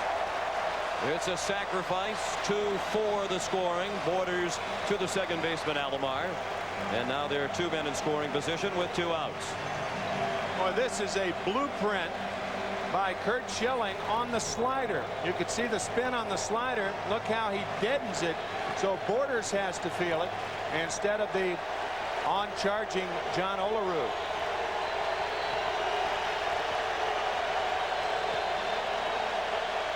And the fans are on their feet as Lenny Dykstra steps to the plate, but they're going to intentionally walk him. And Cito Gaston talked before the game tonight about how impressed he has been in this series by Lenny Dykstra. Certainly it would be difficult not to be impressed with the way he has played. But they'll put Dykstra on the third walk of the inning and get back to a right-handed hitter with Duncan coming up next. Tito Gaston saying that Dykstra reminds him of some of his hitters. Obviously, any manager would love to have Lenny Dykstra. You do roll the dice, do you not, though, Tim, a little bit in this situation with Guzman's control trouble. Now you force him to throw strikes with the bases loaded and Duncan coming up. But with Dykstra being as hot as he has been, you almost have to walk him right there and hope that Guzman could throw strikes, especially with the right-hander coming up. Duncan 0 for 2 tonight. Still 9 for 22 in the series, a .409 average. Tonight he's flied to right and bounced to third. Good breaking ball. A swing and a miss by Duncan, who, despite the control troubles of Guzman in the inning, went up there hacking at the first pitch.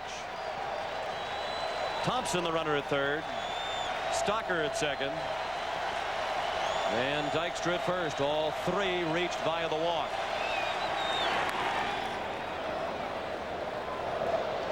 Duncan might have chased 2 pitches off the plate here, and he's in the hole 0-2. I think he did. Both sliders. So if he chased those, there's no need to set him up. Just continue going out there, because if you come inside with a fastball, you may make a mistake with it. Look for something away from Guzman. Up and away that time. 1-2 on Duncan. Guzman has been a consistent winner as a major leaguer. His lifetime record in regular season play in the majors is 40 wins and only 11 losses.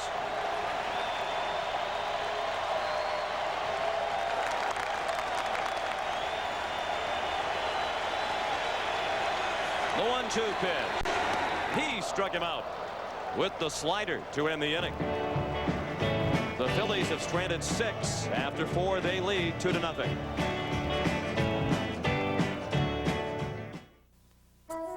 What they do is simple. So simple it would be easy to miss it altogether. But they're making a difference.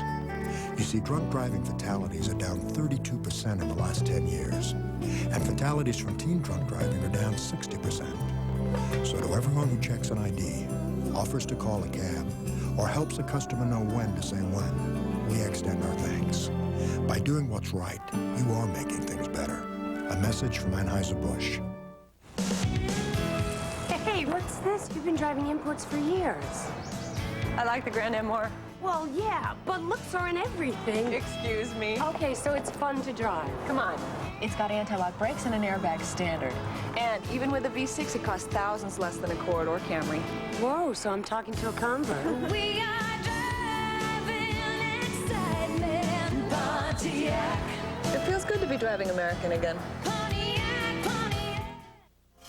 For the first time, there's a saw that combines a 12-amp motor, dust collection, and an auto brake. So there's no limit to what you can build. Introducing the Quantum Circular Saw, new from Black & Decker. What tire do you trust in the wet? A tire that removes over 2 gallons of water per second from under the tread. The all-season MX-4. Another engineering splash from Michelin. You're unbelievable.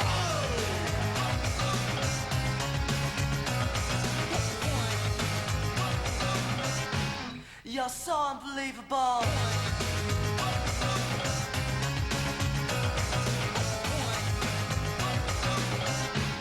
You're unbelievable.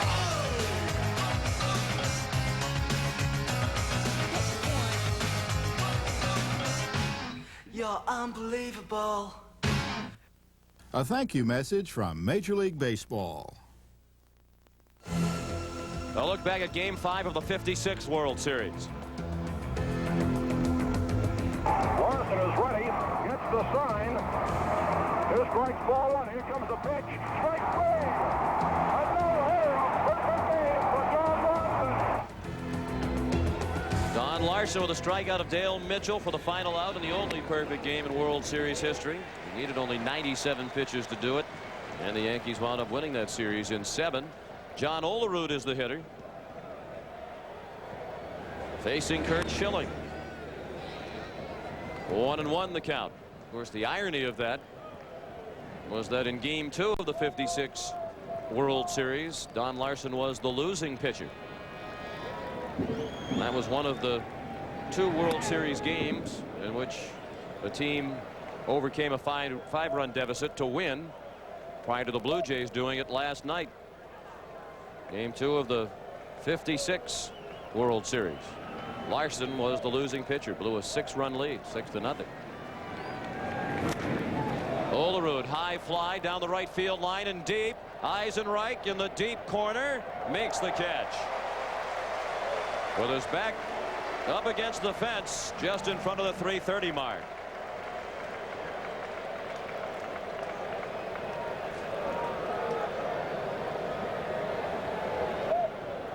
When a pitcher doesn't put it on the corner of the plate, usually the hitter hits it to the corner of the field.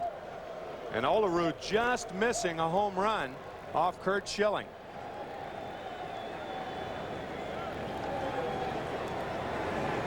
Paul Molitor. Fly to right his first time up.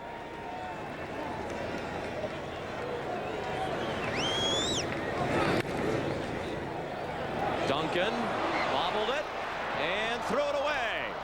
Dalton in perfect position backing up the play to prevent it from going in the dugout, and he saved base advancement by Molitor, who would have been at second. Instead, he's at first on an error by Duncan. The big league error right here. Duncan back on his heels, that in between hop ate him up, and now he makes the pivot and tries to throw. And look at Dalton, he's right there to prevent the ball from going into the dugout. Positioned perfectly.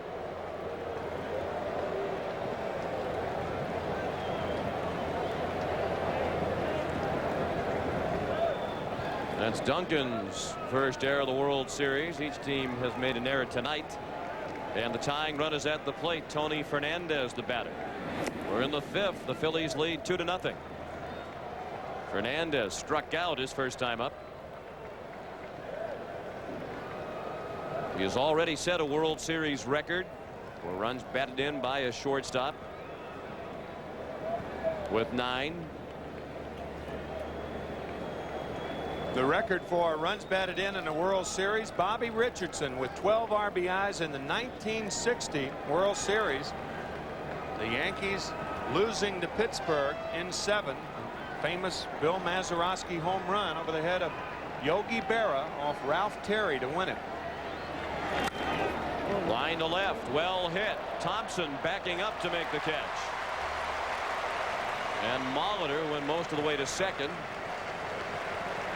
Retreats to first with 2 outs. The RBI record in the World Series for a shortstop had been 7 by Bucky Dent in 1978, prior to Fernandez collecting 9 in this World Series. Yeah, that's after Bucky Dent hit the famous 3-run homer at Fenway to beat the Red Sox. What home run? What home run? We New Englanders have eliminated that. Off Mike Torres. You're in denial, right? Yes, indeed. It never happened. We have blocked it from our memory banks. That was indeed the same year. Borders the batter. He singled to right in the 3rd. Schilling quick move to first, and Kruk had to reach for the throw. Molitor can run at age 37. He had 22 stolen bases during the regular season, was only thrown out 4 times. Thrown to the left of Kruk.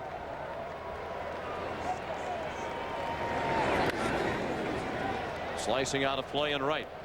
The ball and a strike on Borders. I think if you run in a situation like this, you have to be more sure than that you can make second base. You're down by 2, the bottom part of the order up. If Borders gets a hit, that clears the pitcher. If he doesn't get a hit, at least it clears a right-handed batter against Schilling.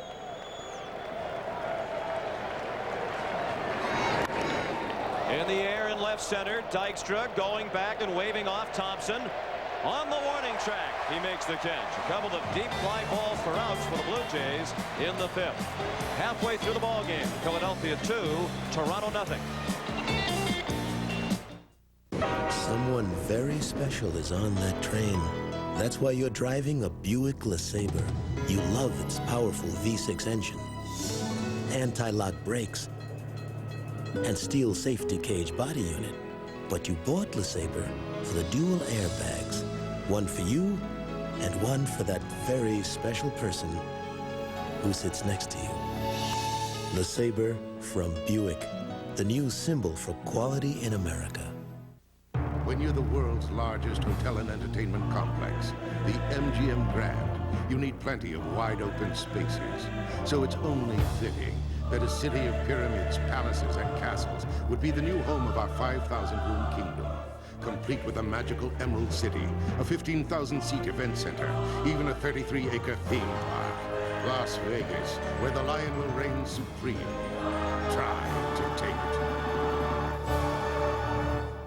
You have any idea why Duracell batteries last so long? Why they last so long? Yes. I can never explain why.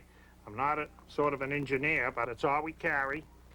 I've never got a complaint. That's good enough for us, Mike. Duracell. No other battery lasts longer. What would you do? Don't make a sound. Just give me the keys. How would you react? Where's your wallet? It's in my briefcase. Get it. Get it. Would you do the unthinkable? Put down the knife. For the first time in 12 years, this drama captured all 3 of Emmy's top honors. Was he holding a knife when you shot him? Best Actor, Tom Skerritt. I ask you a question. He was trying to kill me. Best Actress, Kathy Baker. You seem to be taking this very personally. In Emmy's Best Drama Series, the critics call it amazing, a classic. The defendant is the mayor of the town. I will not call it self-defense. Tomorrow, you cannot miss the most shocking season premiere of the year. I don't think he's a criminal. It's vigilantism. The people think you're a hero. I looked right into his psychotic eyes, and I pulled the trigger. Experience TV's best hour. Will the defendant please rise? Don't miss the explosive season premiere of Picket Fences tomorrow on CBS. The 194-foot-long Bud 1 airship with camera operator George Schaafsma aboard is using its eye-in-the-sky camera to bring you the scenic shots from 1,000 feet above the vet tonight. And it's nice that the weather is cleared up.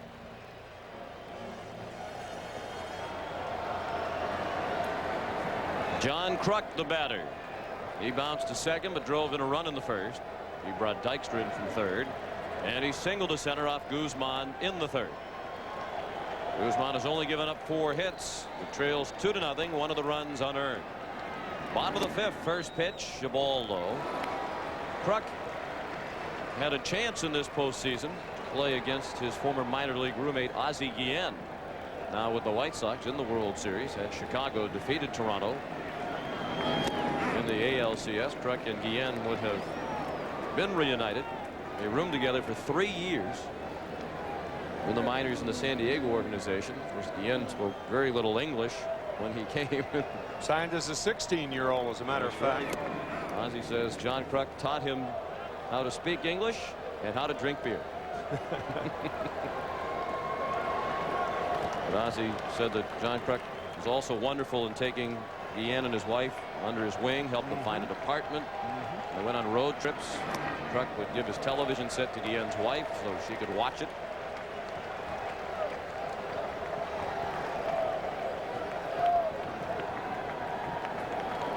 The count is 2-2. Hollins on deck and then Dalton.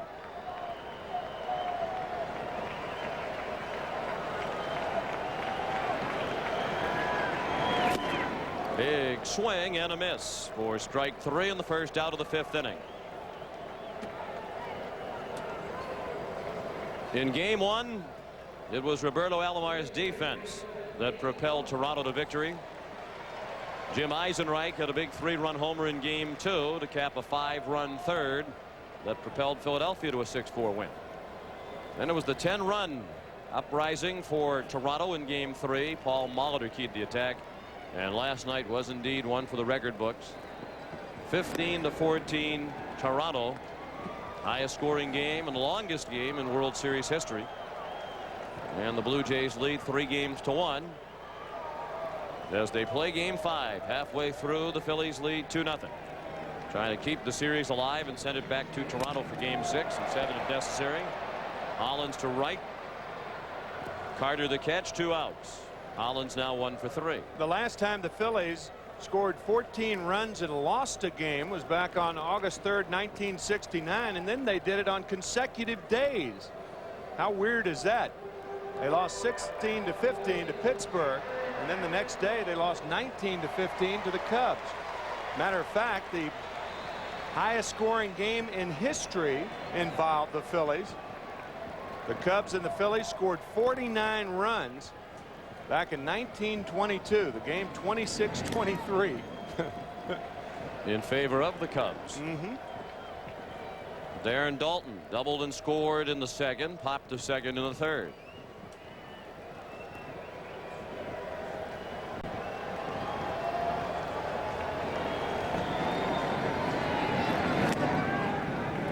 Phillies also involved in that 23-22 game against the Chicago Cubs at Wrigley Field in 1979. That was won by the Phillies. High fly to right. Carter drifting back onto the warning track to make the catch. And the Phillies go in order for the first time tonight. We've played 5, and Philadelphia has a 2-0 lead. No, my plane's stuck somewhere back Your flight east. has been canceled. The 5 most hated words of every business traveler.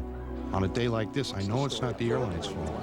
Still, I just want somebody to give me some answers. Let's see if we can reroute you through another city. Those are the people I come back to. They try and find a way and give me my best option, maybe even on another airline. I appreciate that, because a little honesty goes a long way. Tell Billy by halftime, I'll be there.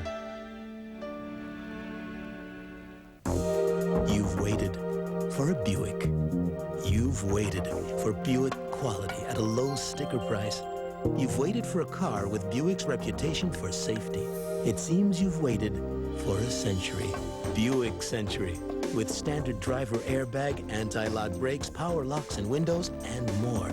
All for $14,995. So don't wait any longer. See your Buick dealer today. This is the value of the century. Far from Bourbon Street, in its own little corner of the Garden District, is the most fabled house in New Orleans, the Maple Street Children's Bookshop, where the folks who write the books also read them. So if you go, bring your wildest imagination and your Visa card, because at Maple Street, they'll take you on a truly magical journey, but they won't take American Express. Visa, it's everywhere you want to be. Random access memory. Really good. Now, once again, megabytes, gigabytes. At Compaq, we realized that learning about computers can be pretty intimidating. So we invented Presario, computers designed and priced to make it easier. They come loaded with all the software you need to get started right away. And they're backed by a 3-year warranty. WYSIWYG. So instead of sounding smart about computers, you can be smart about computers. The new Presario from Compaq. Get out your game cards. It's time for the Budweiser World Series Classic Play. Game 5, 1984. Sparky Anderson became the first person to manage World Series champions in both leagues. Sparky's record. Write it down. You could win $100,000 from Budweiser. Sean McDonough with Tim McCarver, Jim Gray, and Pat O'Brien at Veterans Stadium in Philadelphia. Game 5 of the World Series. And the Phillies, needing a win to stay alive, lead 2-0 as Toronto bats in the 6th. Juan Guzman bunted into a 3-6-4 double play in the 3rd. Schilling will face Guzman, then the top of the order, Henderson and White. And Cito Gaston said that Juan Guzman appeared to be the least comfortable at the plate. Many of his pitchers, and I understand why with that track record. Only 1 hit in the minors. But you see him look back on the strike call, however? He looked back questioning home plate umpire Tim McClellan. Probably said, just remember that kind of pitch when I'm out there throwing. The swing seemed to be an afterthought. And Guzman strikes out. Wonderful moment between innings. Nick Leyva, former Phillies manager, welcomed back by the Philly fanatic to the strains of Anything for You by Gloria Estefan.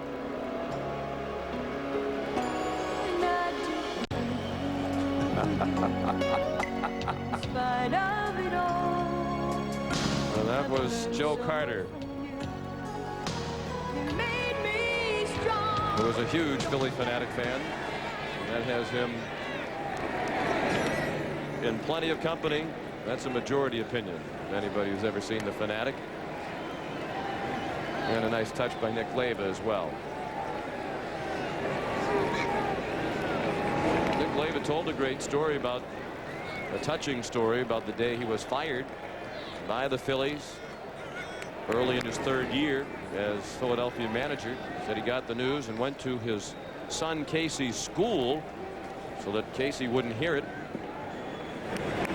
from somebody else. Picked Casey up at school. Casey, 8 years old. He said, "I've been let go." Casey said, "You mean you've been fired, right?" As usual, the youngster has a way of getting right to the heart of the matter.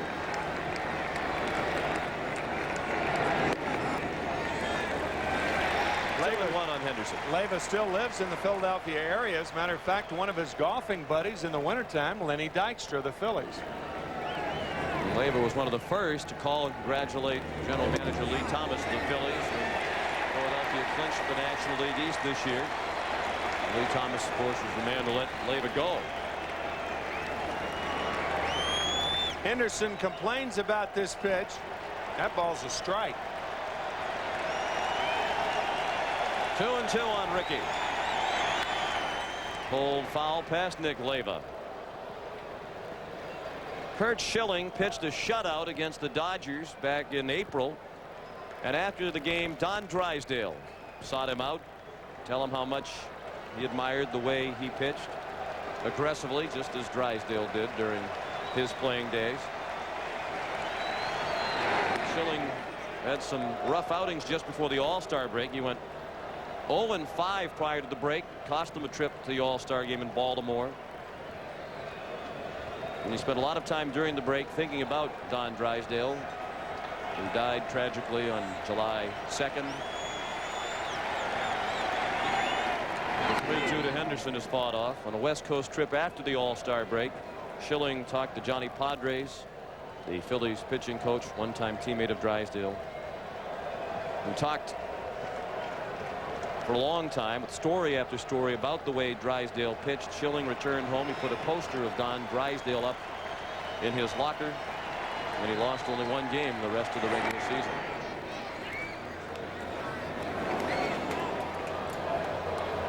Still 3-2 on Henderson.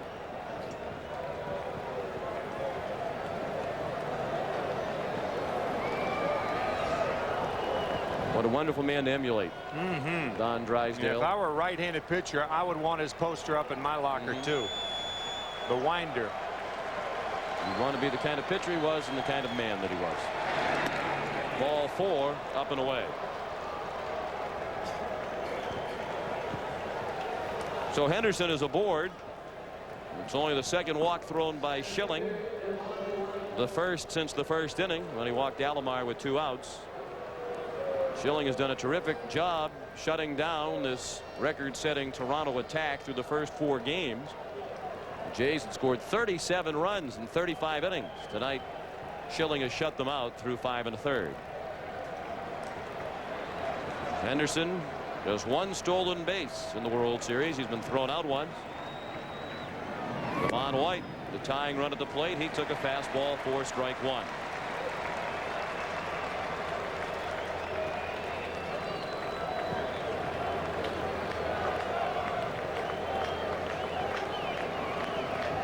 Two 2-0 Philadelphia in the top of the 6th.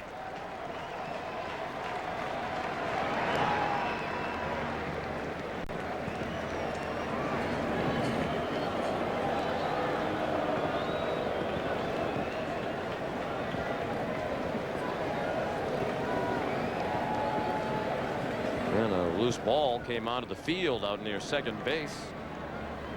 Apparently thrown out of the outfield stands. Was retrieved by Mariano Duncan, who rolled it into the dugout.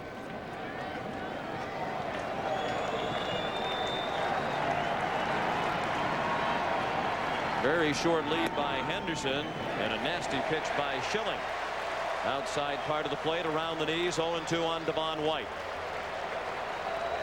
This is in a perfect area to Devon White. Right there.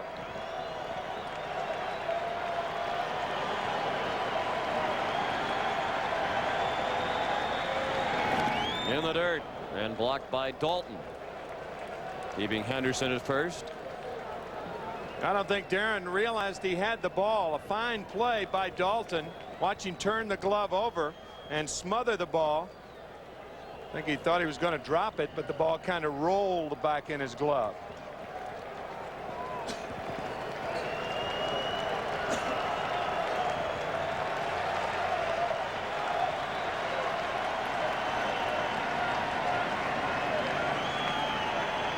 The 1-2 is low. After all of the scoring last night, the Blue Jays have not had a runner reach second base tonight.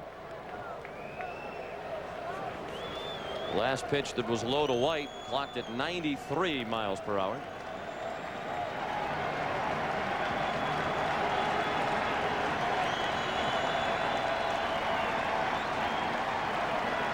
The 2-2. Fouled off the leg of Dalton. That is the third foul tip that Dalton has gotten tonight. Pat Borders banged up himself, blocking that splitter from Juan Guzman. And I think Darren is out to talk to Curt Schilling because his knee hurts right now.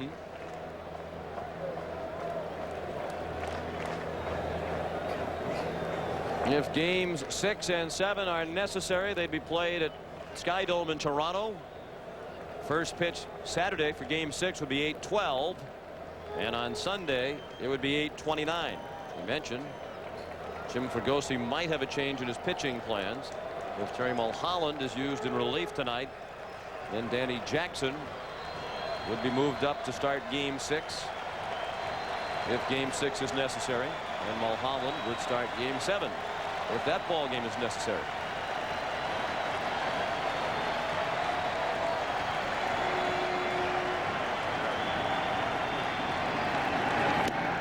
Just missed, and the count is full.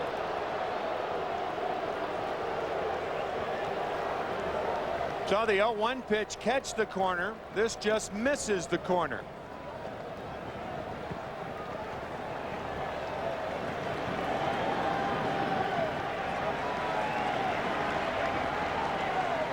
Henderson might be off with the 3-2 pitch.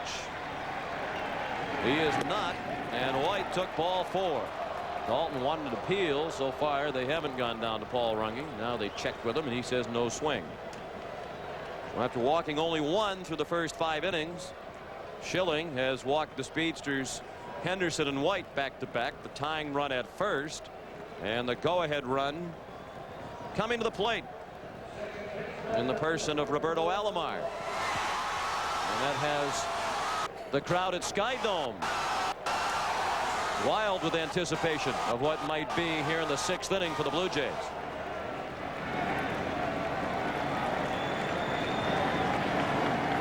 Admission was free at Sky Dome tonight.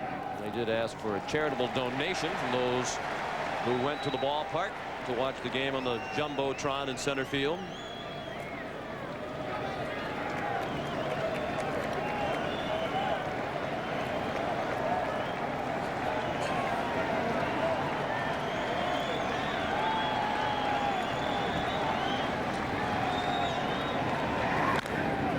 To second, a double play ball if they hurry. Stocker turned it. 4-6-3, and that ends the inning. We'll return to Veterans Stadium after this message and a word from your local station. Bob, is back, is back. Bobby loves somebody, Michael Cherry, Burns, and Betty White. Bob is back, on CBS. Wednesday, John Ritter and Marky Post are moving their family back home to follow their dreams. You can go home again. Wake up call. There's a serial killer running the gas station. The dream. You can go home again. The wake-up call. I thought everyone around here was supposed to be happy. They were when I left. Maybe you should leave again. Hearts of Fire returns Wednesday. This is CBS. Ever since I was a little girl, I knew I wanted to fly, and when I got the opportunity to fly jets, I just had to go for it. I wanted to buy a fun car that kind of gave everyone else on the road an impression of my personality. And therefore I was looking for something fun and sporty and sleek and looked like it could possibly take off if given the proper runway. My years in football taught me the value of a great health plan. Hello, I'm Dick Vermeil.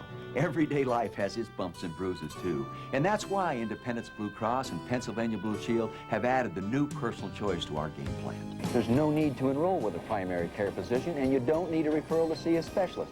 Office visits are covered, and there are no claim forms. Now, what could be easier? Call 1-800-ASK-BLUE for all the benefits of personal choice. The health plan that controls cost, not people.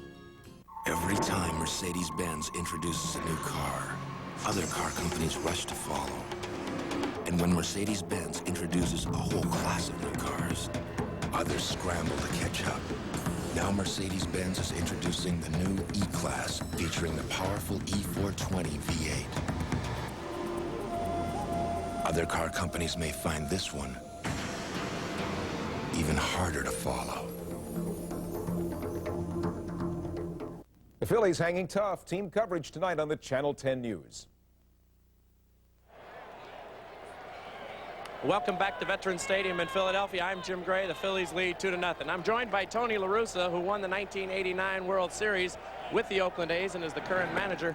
Do the Phillies have the type of team who can come back and win 3 games from the Blue Jays? They probably have the perfect attitude for this because they're one game and out, and they're real competitive. They enjoy that role. So if any team can pull back from 3 and 1 down, it's the Phillies. Next year, 3 divisions, realignment. What are your thoughts?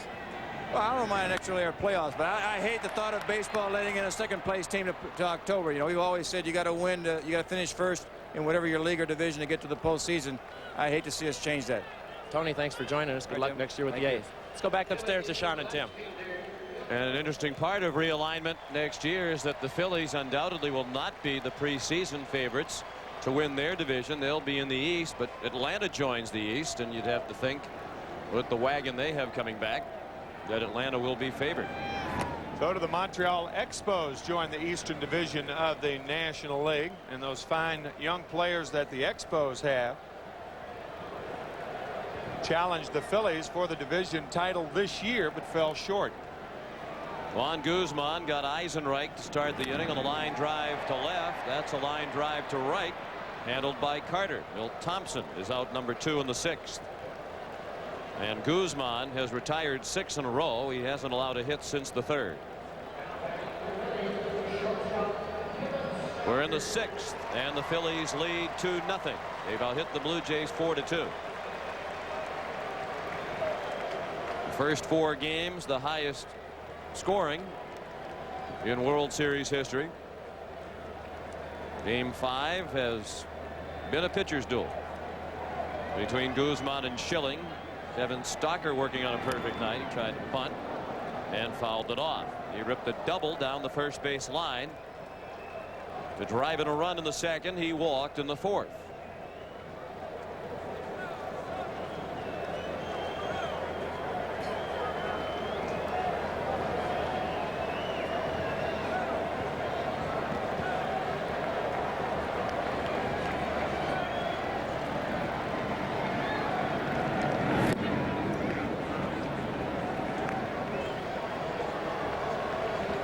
There's Danny Jackson, who might start game 6, might start game 7, might not start again this year if the Blue Jays win tonight.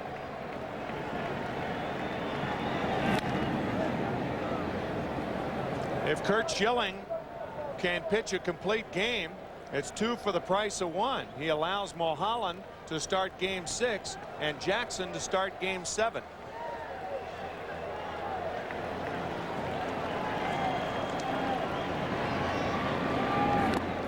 Check swing, They appeal. Strike 3, says Paul Runge. That ends the inning. 1, 2, 3 go the Phils. And we go to the 7th. 2-0 Philadelphia.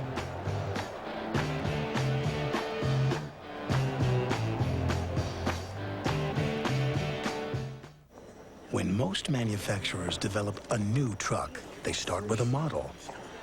Good idea. Here's ours. Introducing the first and only family of trucks designed from the inside out. A design that starts with you and has become the all-new Chevy S-Series.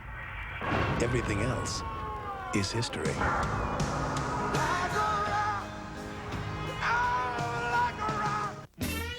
I lost my shoes, I broke my arm, and my socks didn't match. I was as sorry as your average chicken sandwich. And then I tried McDonald's new McGrilled Chicken Extra Value Meal. A marinated chicken breast with Monterey Jack, sweet red onions, and tangy herb dressing on a bakery roll, plus fries and a Coke. Well, my arm got better, my socks both matched, and I just found a Rembrandt in my garage. Coincidence? We don't think so. Try the new McGrilled Chicken Sandwich Extra Value Meal. Further proof that what you want is what you get at McDonald's today. Murphy, that package you sent to Denver, it never got there. Introducing tracking software from Federal Express. It was picked up at 5:20 last night, and it was delivered at 9:42 a.m. and signed for by Kate Donovan. Shall I call her for you, sir? Never mind. Now you can track packages right from your computer on your desk.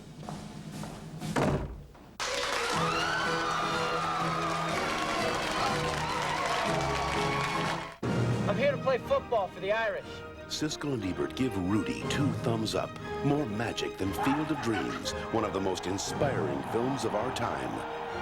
Rudy, rated PG. Now playing in select cities, starts Friday everywhere. CBS Sports coverage of Game 5 of the 1993 World Series is brought to you by the new Chevy S-Series line of trucks. McDonald's, what you want is what you get at McDonald's today. Michelin, because so much is riding on your tires. And by American Airlines, something special in the air.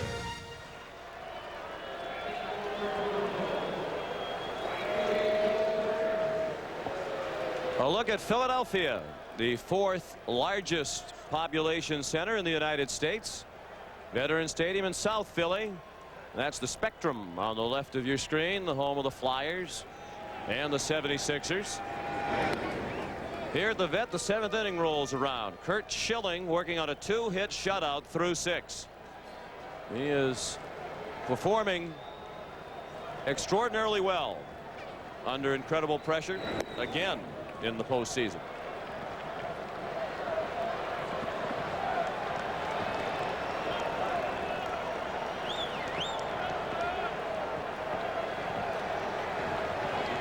Two and 0, the count on the leadoff hitter, Joe Carter. John Olerud is on deck. And then Paul Molitor. 2-1. Carter is flied to center and struck out. Down to third. Hollins had to back up. Long throw. Got him. Hollins can afford to back up on plays like that and make the long throw because he has a strong throwing arm. The artificial surface requires a stronger throwing arm than natural grass. Third baseman can play more shallow on grass, and the grass slows down the ball. That's why they can play more shallow, but the ball gets to you in a hurry on the rug. And third basemen who are forced to play deep must have a strong arm, and Hollins does.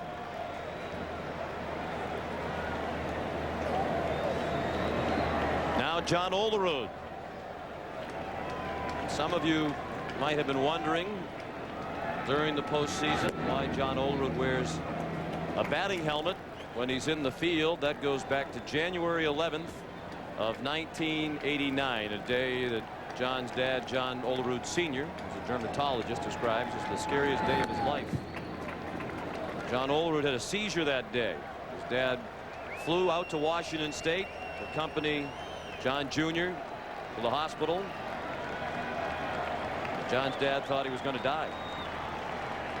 He underwent 6 hours of surgery for an aneurysm at the base of his brain. And it wasn't all that long after that he was in the major leagues with the Toronto Blue Jays. At the suggestion of his dad, as a result of that brain aneurysm, he wears the batting helmet while he is in the field. Dr. Rollerud himself was a fine baseball player, an All-American catcher at Washington State. Played several years in the minors. As a matter of fact, he said, I played in every league except the American and National. Foul tipped into the mitt, strike 3. 2 outs in the 7th. 5 strikeouts tonight for Curt Schilling. You don't get Olerud to commit himself too quickly that often, but he just gets a piece of it on the check swing, and Dalton hangs on. 5 strikeouts for Schilling. Blue Jays have only been shut out once this year. That was on June 30th by Fernando Valenzuela. They've been shut out through 6 2/3 by Schilling tonight. And the first pitch to Molitor was a strike.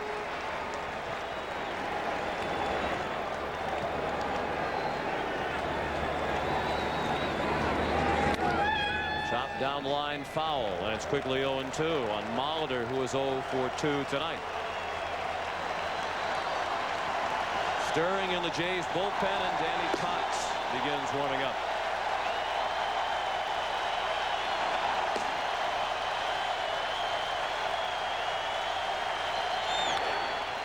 Chopped over the mound, charged by Stalker, and he couldn't play it. And Molitor, big turnaround first, but he'll hold there, not taking any chances with his team down 2-0 in the 7th inning. That should be scored a hit. I don't think if Stalker came up with it that he would have had a play. Stalker tried to make the quick transfer. That's his only play. Bob Baylor, the first base coach, followed Molitor down the line past first base to remind him to make the turn, because all Molitor is thinking is to beat the play. But Molitor made the turn and wisely decided to stay at first base. Paul Molitor making the turn, and right to his right was Bob Baylor, who had a terrific career with the Toronto Blue Jays. As a matter of fact, he had .310 in 1977, and prior to this year, for an expansion team, that was the highest average ever. But Andres Galarraga led the National League in hitting this year. Galarraga with the Colorado Rockies. Bob Baylor, one of the original Blue Jays. And many believe he'll be a fine major league manager someday. Tony Fernandez struck out and lined to left. He represents the tying run at the plate. 2-0 Philadelphia in the 7th. Molitor at first with 2 outs. Fernandez to center. Dykstra makes the catch. Fernandez is now 0 for 3. 7th inning stretch at the vet. 2-0 Phillies.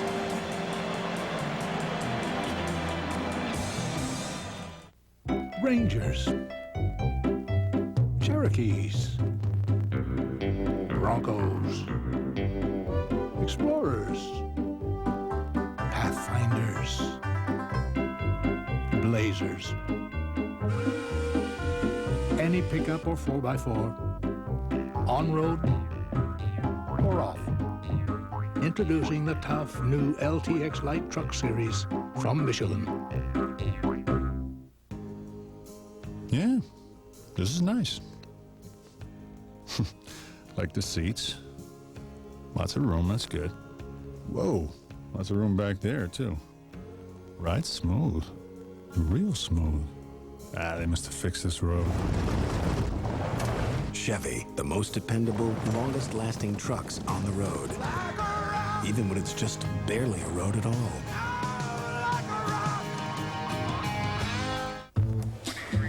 Citibank has really given us a new sense of self because we have our own identities. I have a Citibank Visa card, and it does have my photo on it, so I have one less worry. And not only that, but you can pick what you like, so it doesn't look like a DMV photo. I don't know why the other credit cards aren't doing the same thing. We need a photo card so family members can tell us apart.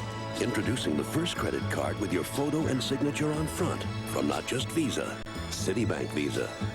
When the doctor told me to come in right away, I was scared. But this burning pain was real. Was eye relief from my doctor said Mylanta. For heartburn, Mylanta is the antacid doctors recommend most. My doctor said Mylanta. Put your heart into it. Be tough. I am not going to pay a lot for this muffler. By George, I think he's got it. Don't be bullied into paying a lot for a muffler. Now more than ever at Meineke, you're not going to pay a lot, but you'll get a lot. I guarantee it. Tonight, Bob Newhart They don't speak English yet. on Late Show with David Letterman. I had a cousin, Eddie, who died of baseball fever.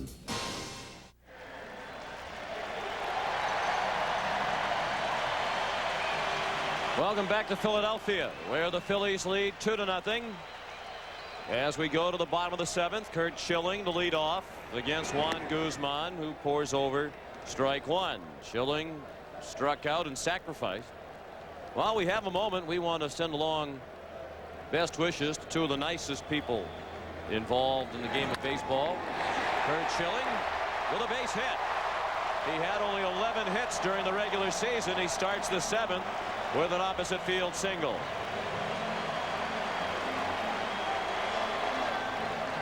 Hit it off the end of the bat, but hits it hard enough to sneak it through on the right side. Bobby Cox, the Atlanta manager, underwent knee replacement surgery on both knees today. He's expected to be hospitalized for a week, and we send our best to Bobby. And best wishes as well to Andy Musser, longtime Philadelphia Phillies broadcaster who underwent surgery for a detached retina yesterday and is not here at the ballpark. And you can imagine how disappointing that is, given the Phillies are in the World Series for the first time in 10 years. He's a wonderful man. We send our best to both Bobby and Andy. Andy watching the game in Wills Eye Hospital this evening.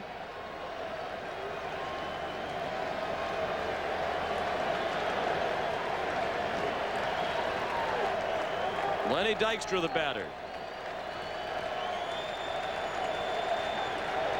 This is the third time tonight that the Phillies have had the first man on, and the first time since the second inning. Dykstra wanted second base umpire Dave Phillips to move, and he did. Lenny has walked twice and fly to center. He scored back in the first. Ball one. 1-1.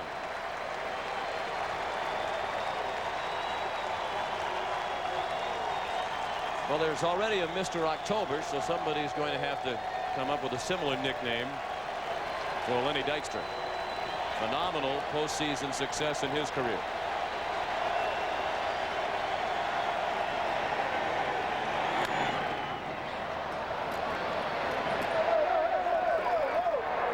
Out of play, a couple of rows deep behind the Toronto dugout, and the count is 1-2.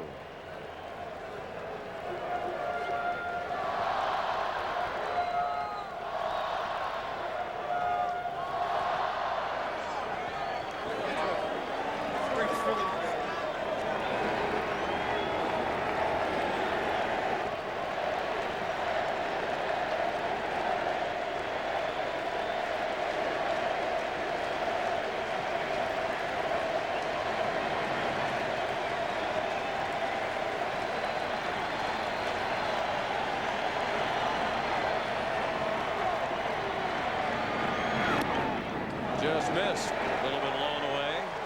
2-2 on Dykstra. Mariano Duncan is on deck.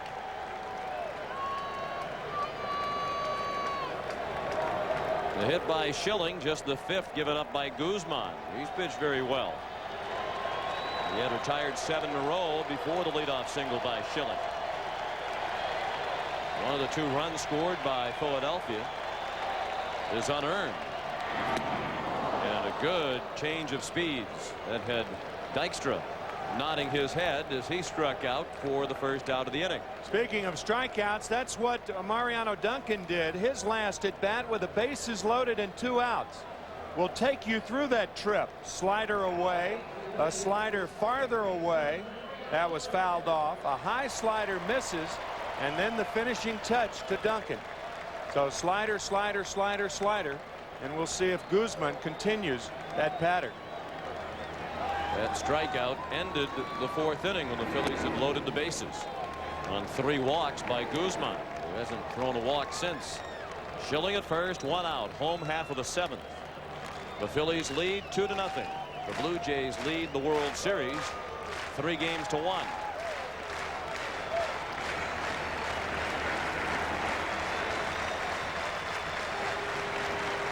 The 1-0. Big rip by Duncan. And it's possible that this is his last game in a Phillies uniform. If they happen to lose tonight, the Phillies front office would have a decision to make. Mariano Duncan, if the club picks up his contract option for next year, will make $2.2 million. Or they can buy him out for $500,000. They have to let him know within 5 days of the end of the World Series. I think that's a no-brainer. I think you sign Duncan, you pay him $2.2. He's a bargain at that. He had a terrific year. First year in his career that he hit more against right-handers than against left-handers. So he's proven that he's an everyday player this year. He prefers second base. And I think the Phillies will pick up the option to Duncan's contract.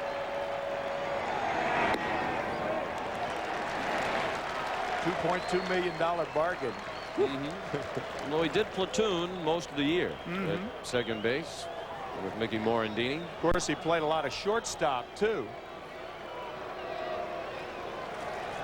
49 games at shortstop. Phillies couldn't fill that plug until they got Kevin Stocker from the minors. Juan Bell played there. Mariano Duncan played there. Kim Batiste played some shortstop. They found the right guy when Kevin Stocker came up, and then they moved Duncan back to second.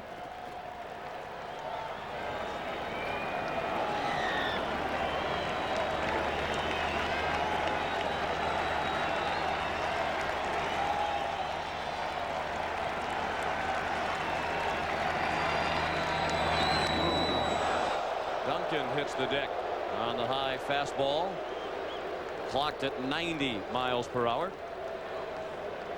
This ball up and in to Duncan. High, hard one. We'll see if he goes away now with the slider.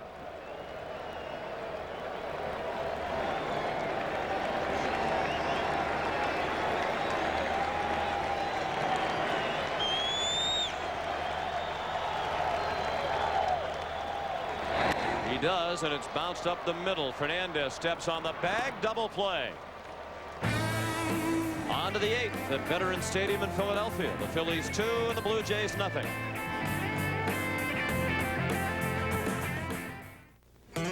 In order to make sure the interior of our new Chevy S Series would fit a wide range of people, I designed the seats.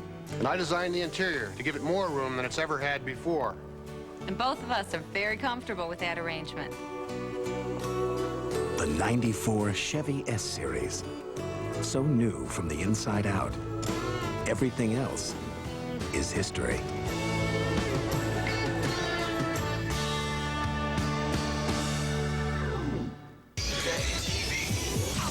This place.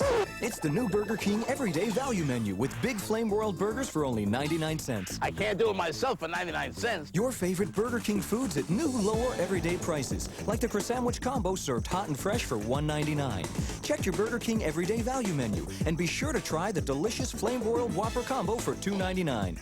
That's great news for my pocketbook. Value every day. Have it your way. You're gonna want to come back every day. Hi, this has to be in LA tomorrow. No problem, sir.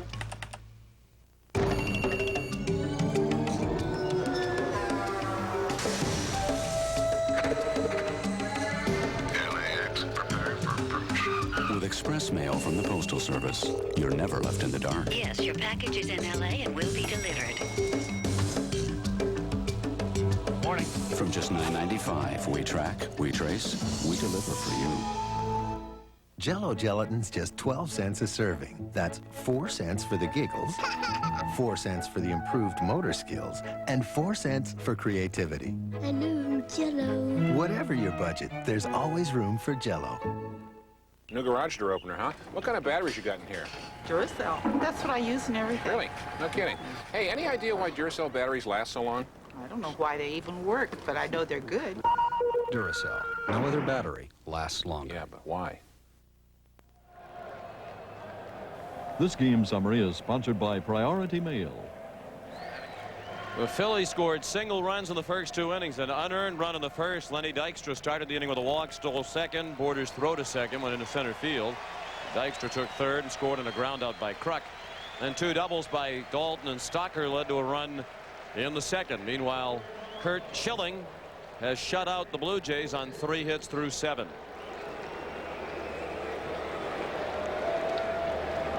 And it is likely the end of the night for Juan Guzman, as he was scheduled to bat second here in the top of the 8th, and Rob Butler is in the on-deck circle to pinch hit. Schilling looking in at Pat Borders, who has one of the 3 Toronto hits, a single in the 3rd.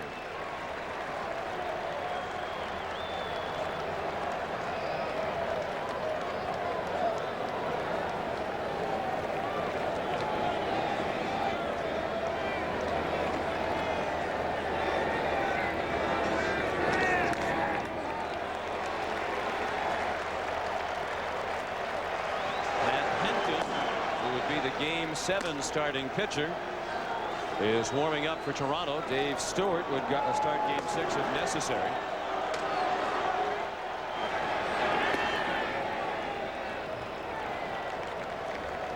One and 2 now on Borders.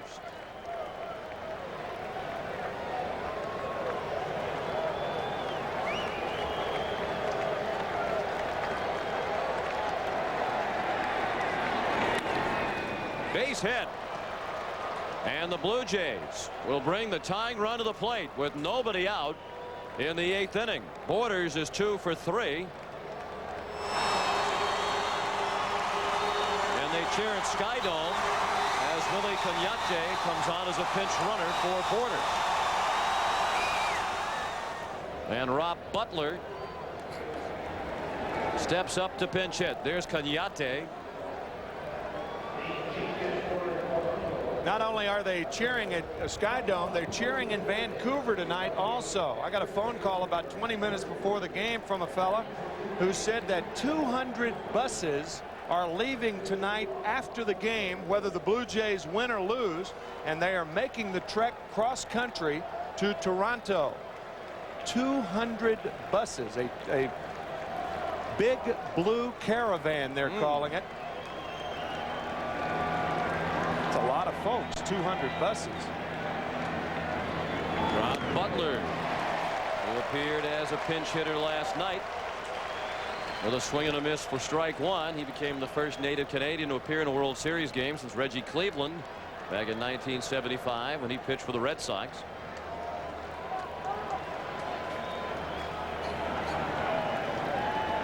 Butler appeared in only 17 games during the regular season with Toronto. He was one of 6 players used in left field by the Blue Jays and missed some time due to an injured left hand. He was on the DL from June 23rd until September 1st. If you're thinking about a game-tying home run, it's not very likely. Butler only hit 1 home run in 55 games this season at AAA Syracuse, and did not have a home run in his 17 games with the Jays.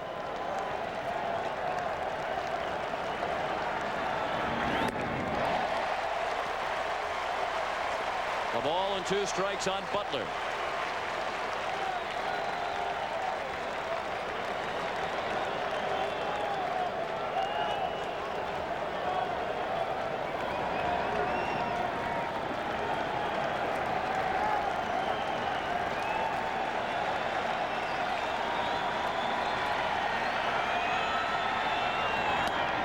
And he fought it off to stay alive at 1 and 2. Nobody out. Cagnate, the pinch runner at first. In the top of the 8th, the Phillies lead 2-0.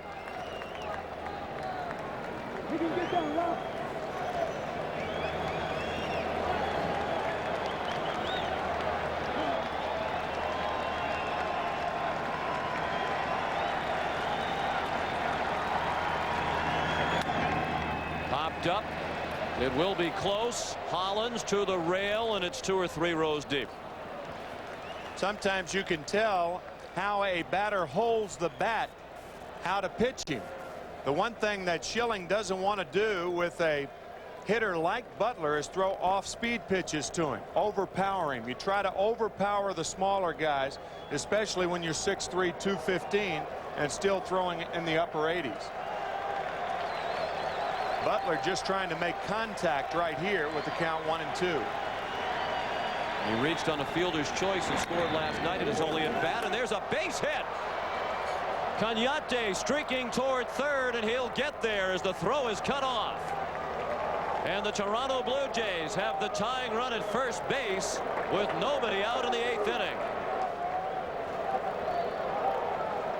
Just go ahead and smile, Rob. He wanted to. He wanted to break out in laughter as he gets around on this inside fastball and rolls it through the infield.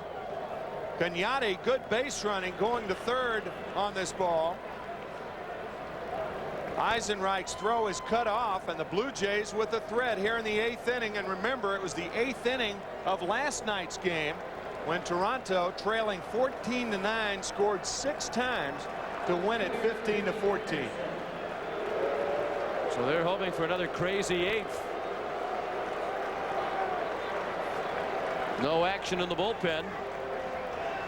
Rob Butler, the first native of the city of Toronto to play for the Blue Jays, with a huge hit off the bench here in the 8th.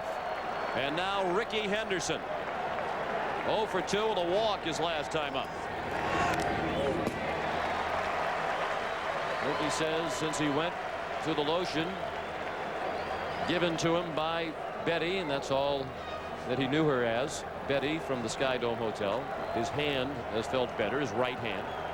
He said a tip from Cito Gaston helped him generate more bat speed. Cito said if your right hand hurts, pull the bat through the strike zone a bit more fervently with your left hand. And Ricky has been able to generate more bat speed the last couple of days that way.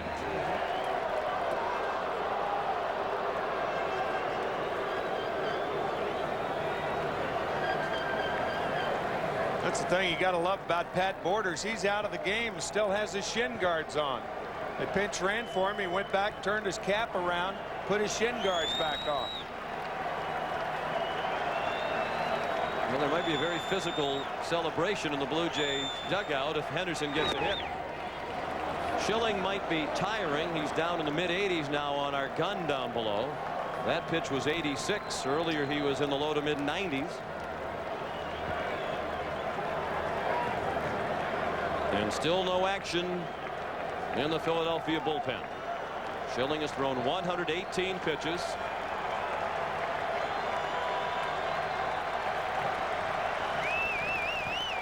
His 2-1 to Henderson is fouled back to the backstop. Devon White is on deck. I think what Jim Fregosi is saying, that unless the Blue Jays take the lead, Kurt, it's up to you. It's all yours. Runners at first and third. Cañate, the runner at third, is just the second Blue Jay to reach scoring position. He's the first Toronto runner to get to third. The 2-2 to Henderson. He fought it off. Games 3 and 4. The last 2 games in this series. The Blue Jays combined to go 14 for 30 with runners in scoring position. They're only 0 for 1 tonight.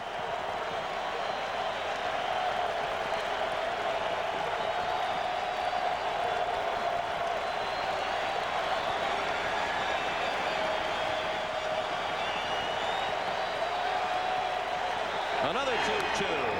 Popped up and drifting into the crowd. It was a warm and humid day in Philadelphia. It got up into the low 70s. In the last few minutes it is noticeably cooler, and the breeze has picked up. The flags indicate that it's blowing out toward right.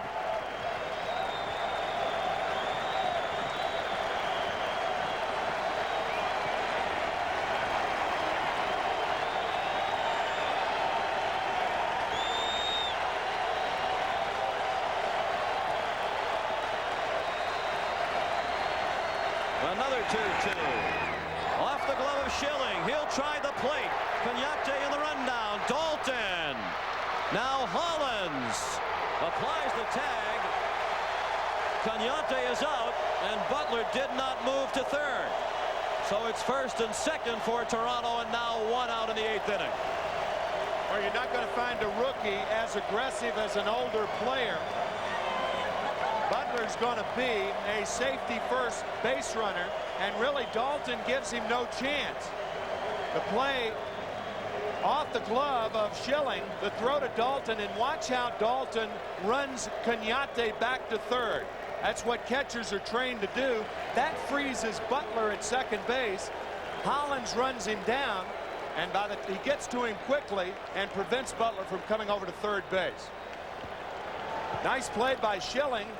Fortunately for the Phillies, the ball lands right behind him. And then Dalton running him back hard. You could see Dalton looking at the runner at second base when he came out of the chute.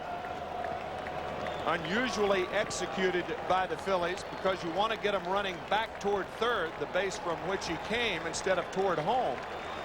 But they got the job done. Tying run at first, go ahead run at the plate, and interesting that in what is now almost a closing situation, that it's not Mitch Williams but Terry Mulholland who is warming up. Devon White 0 for 2 with a walk his last time up. Takes strike one right down the middle.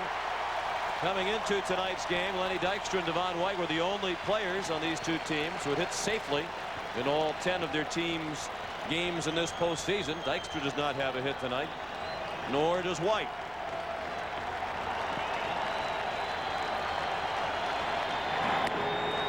Strike two.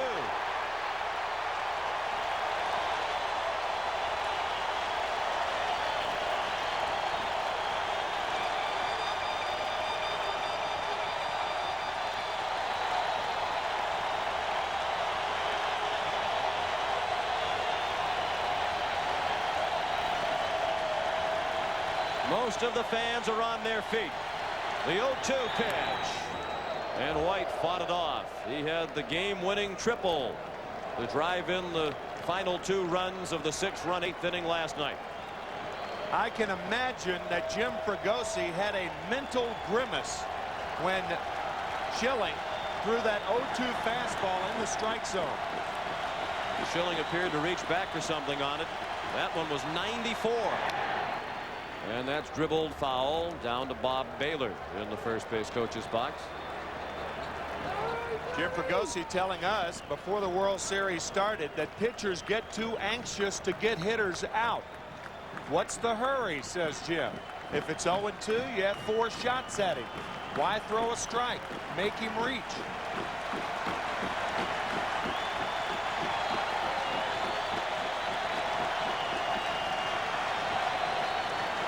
The 0-2. He struck him out.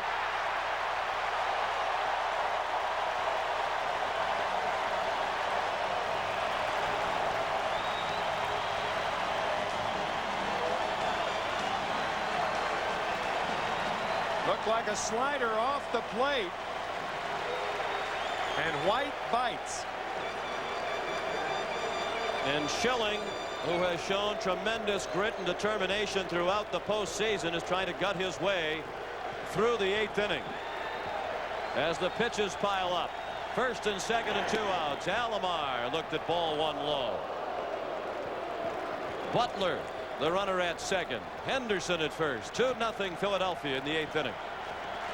Alomar walked in the first, singled in the fourth, bounced into a 4-6-3 double play in the 6th. One of 3 double plays turned by the Phillies tonight. A ball and a strike on Alomar.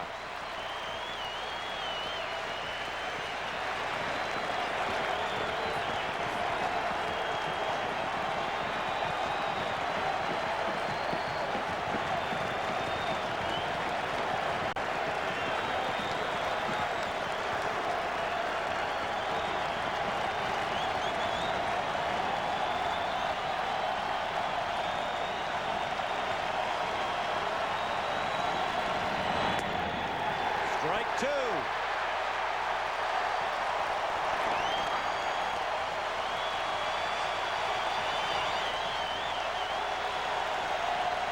Schilling continues to hit the spots.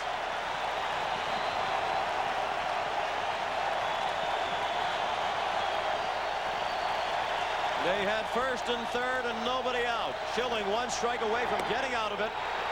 And his fastball missed outside, 2-2.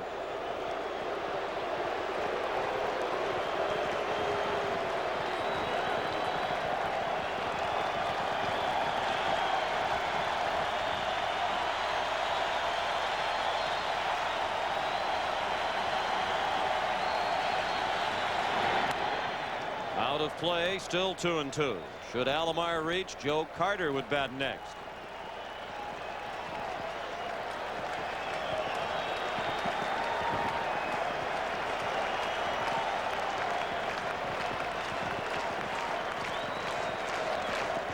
Schilling has thrown 132 pitches tonight. Twice as many strikes as balls. And he has thrown 26 pitches here in the 8th. No, but he's still throwing the ball hard. I think that's what Fregosi and Johnny Podres are looking at right now. I think Mulholland's warming up for Olerud in case he hits this inning. Another 2-2. Slapped into foul territory in left. And Alomar is checking to see if he broke the bet.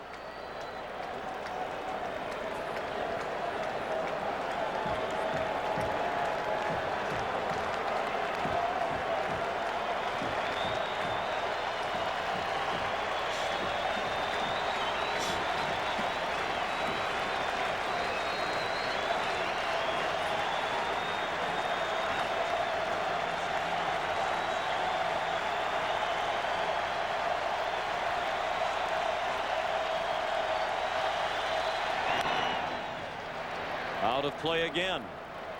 The dangerous thing to consider for the Philadelphia Phillies that the tying run is Ricky Henderson at first base. 2 strikes, 2 outs. The runner runs with the crack of the bat. So on a short double, long single, Henderson could score, and I'm sure that the outfielders are thinking about Ricky Henderson right now.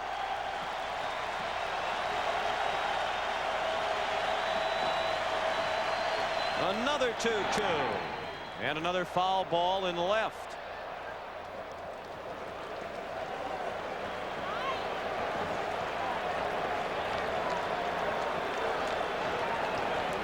The Phillies lead 2-0. Curt Schilling is working on a 5-hit shutout in Game 5 of the World Series.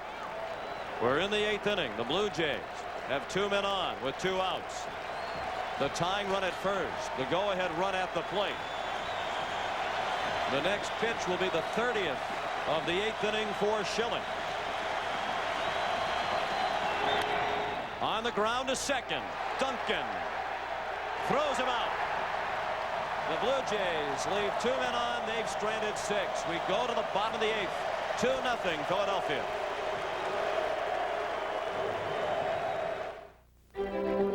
Fred's my AT&T sales rep. The country gives me the creeps, but I came out here to tell Jan about AT&T's Maximum Advantage. Everything about it is simple, except running it. Maximum Advantage doesn't work for you.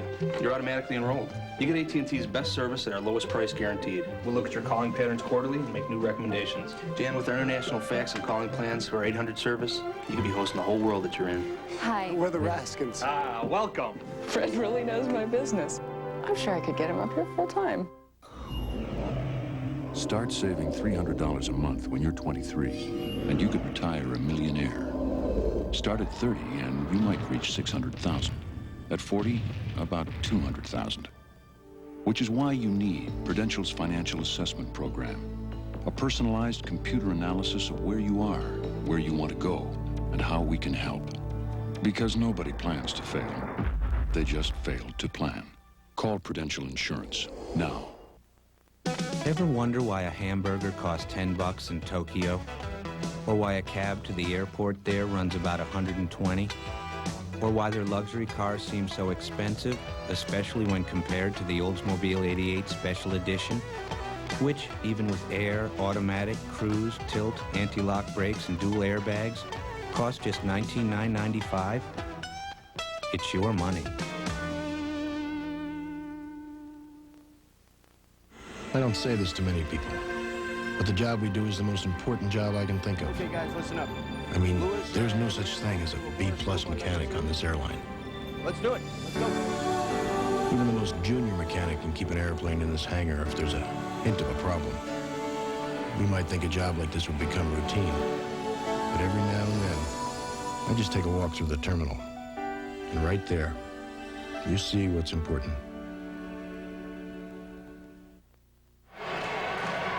This copyrighted telecast is presented by authority of Major League Baseball and may not be reproduced or retransmitted in any form without the expressed written consent of Major League Baseball.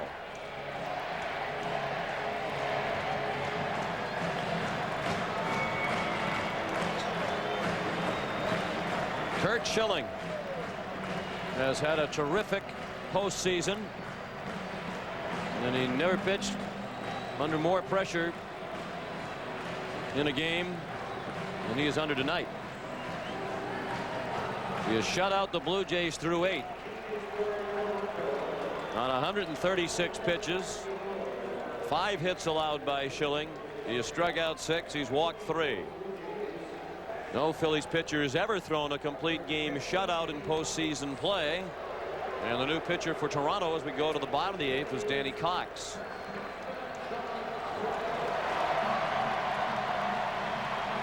He's making his second appearance in this World Series. And the new catcher is Randy Knorr. Cañete ran for Pat Borders. It's an all-new battery. Knorr behind the plate, Cox on the mound, and John Kruk the batter with a count of 1-0.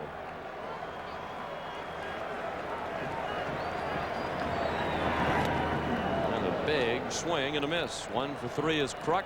He picked up an RBI with a ground out in the first and singled in the third.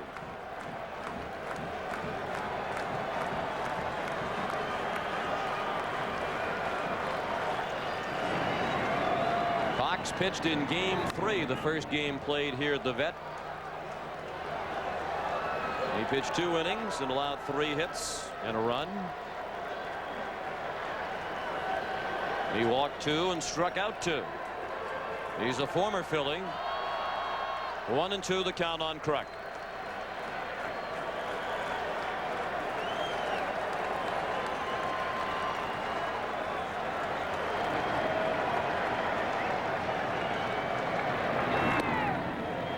It's amazing how the game can take you from the wild excitement of last night's game, 29 runs scored, to the calm fantasy ride cruise of tonight's game. 27 runs fewer than last night. And you got varying opinions about how to term last night's game. Some said it wasn't a great game because it was so poorly pitched and was sloppy in spots. Some said it was one of the greatest games in World Series history. I think this is a game that every fan can appreciate tonight. It's been well played for the most part, and certainly very well pitched. Cox with a leadoff walk to Kruk. Guzman pitched the first 7. He allowed 2 runs, only 1 of them earned on 5 hits.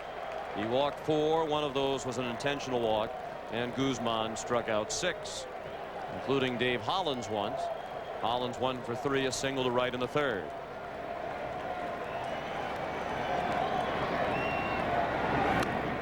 Ball 1 up and away.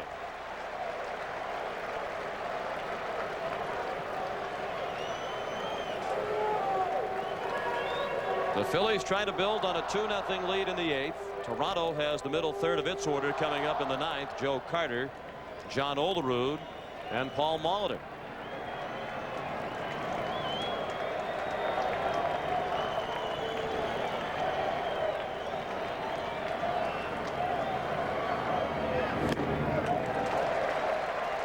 The count on Hollins.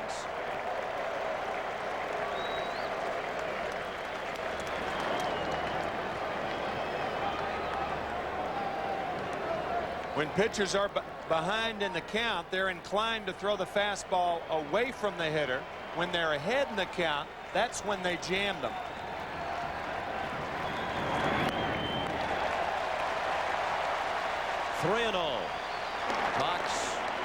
in danger of walking the first 2 men in the 8th inning. Guy like Dave Hollins, pitchers try to pitch him inside, but once he gets ahead in the count, that's what he looks for. He zeroes in that little imaginary box and looks for the ball in it and tries to buggy whip it. Be interesting to see if he is swinging here. He was not, and he took a strike.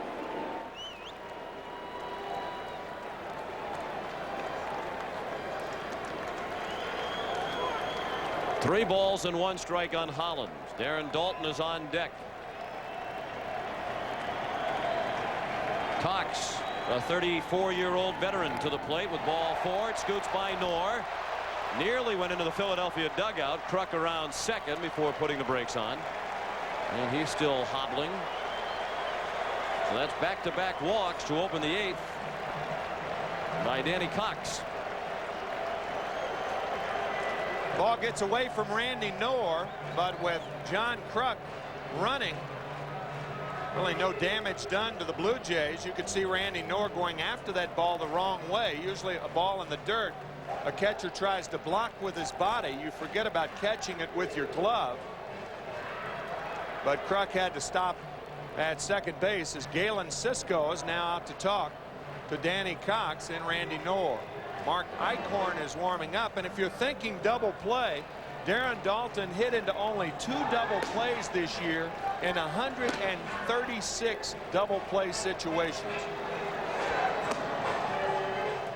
And if you're thinking about a sacrifice bunt, he didn't lay one down all year. He hasn't had one since 1991. In fact, his last sacrifice bunt on April 27th of '91. Jim Fregosi said all along that he would continue to manage in the postseason as he did in the regular season, do all the things that got his team to this point. And he's stayed true to his word for the most part.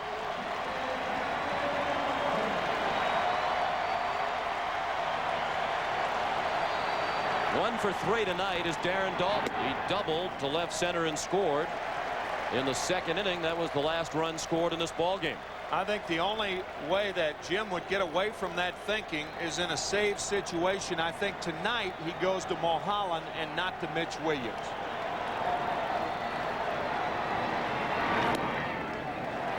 Borderline strike to the knees. Daulton surprised by the call.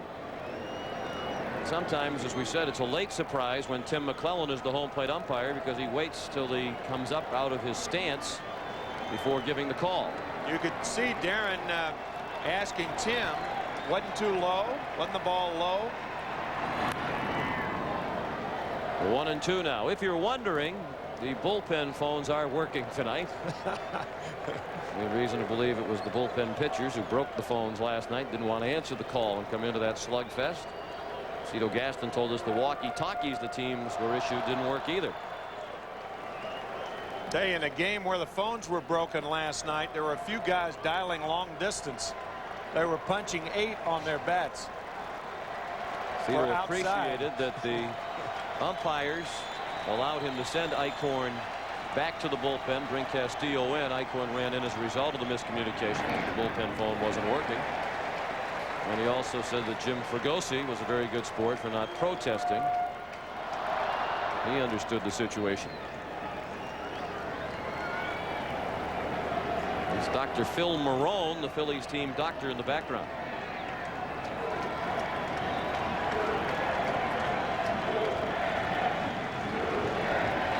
With 2-2 to Daulton. He struck him out. On a pitch low and out of the strike zone. That's the first out of the inning. 2 walks to start the inning by Cox, and then a big strikeout of Daulton. Looked like a split finger fastball that really went down, and Daulton goes for it, swinging over the top.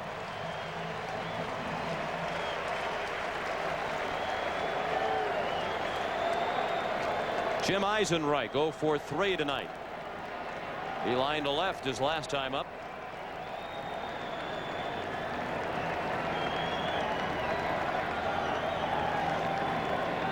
And despite his .200 average, he has driven in 6 runs in this series, tying him with Milt Thompson for the team high. 3 of those with 1 swing in Toronto in Game 2. Neither team has excelled with runners in scoring position tonight. The biggest reason why it's only 2-0 Philadelphia in the bottom of the 8th. Cox missed low. It gets away from Knorr. The runners don't try to move up. We've talked about John Kruk and the sore knees and sore lower back. So you do not have a lot of speed down at second base. Nothing Kurt Schilling would like more than another run or 2. Amazing that Schilling has looked so poised in the postseason when he's been on the mound, because when we've seen him in the dugout, it is obvious that it has been an agonizing experience for him. Dugouts do that to you. It's like the waiting room. Good breaking ball by Cox. 1-2. Cox's pitch for St. Louis, Philadelphia, Pittsburgh, and Toronto. He was part of the Pirates team that lost to Atlanta in the National League Championship Series last year.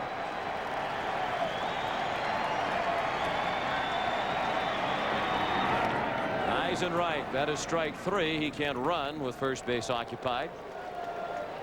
So back-to-back strikeouts for Cox after the 2 walks in a row to open the inning. That was the same pitch on which he got Darren Dalton. That splitter in the dirt.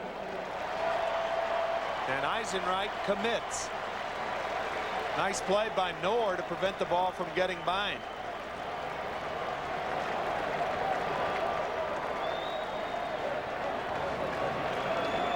Now Milt Thompson, who sends one into the crowd behind home plate. He's 0 for 2 with a walk.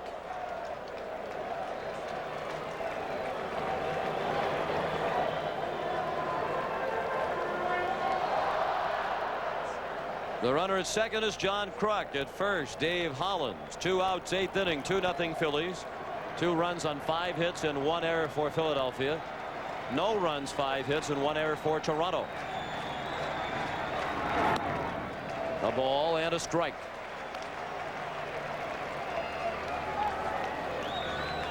Cox has battled back numerous arm troubles to pitch in the World Series. He was on the disabled list in '86, '87, '88, the entire '89 season. On the DL again in 1990 and 1991. Henderson in a foul ground, and it's in the first 2 rows in left. Tuned in late, you missed all the scoring in the ball game to this point. In the first, Lenny Dykstra scored an unearned run. He walked, stole second, took third on an error by Pat Borders, scored on a ground out by John Kruk. Then in the second, Darren Dalton led off with a double, moved up to third on a ground out, and scored on a double by Kevin Stocker. And that's all the scoring. 2-0 Phils. 1-2 on Thompson.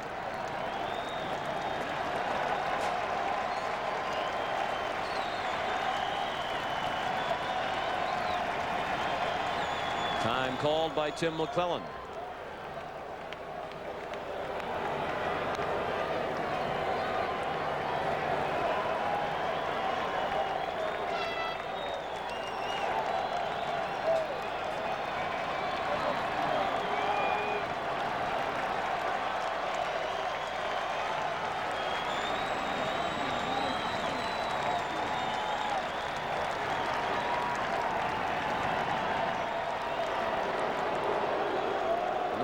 To the mound.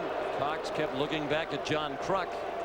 This was Danny's first year in the American League, and it was a highly successful season, particularly early in the year when some of the other members of the bullpen were faltering. Cox was a pleasant surprise and took on a much more prominent role.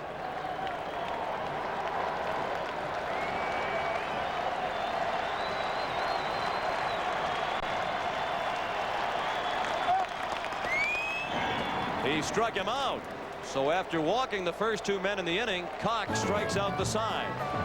We go to the 9th. Last call for the Blue Jays. Carter, Olerud, and Molitor coming up. They say good pitching beats good hitting any day. The Achieva Special Edition by Oldsmobile. Check out this slow curve. How How about a backdoor slider? Here comes one all loaded up.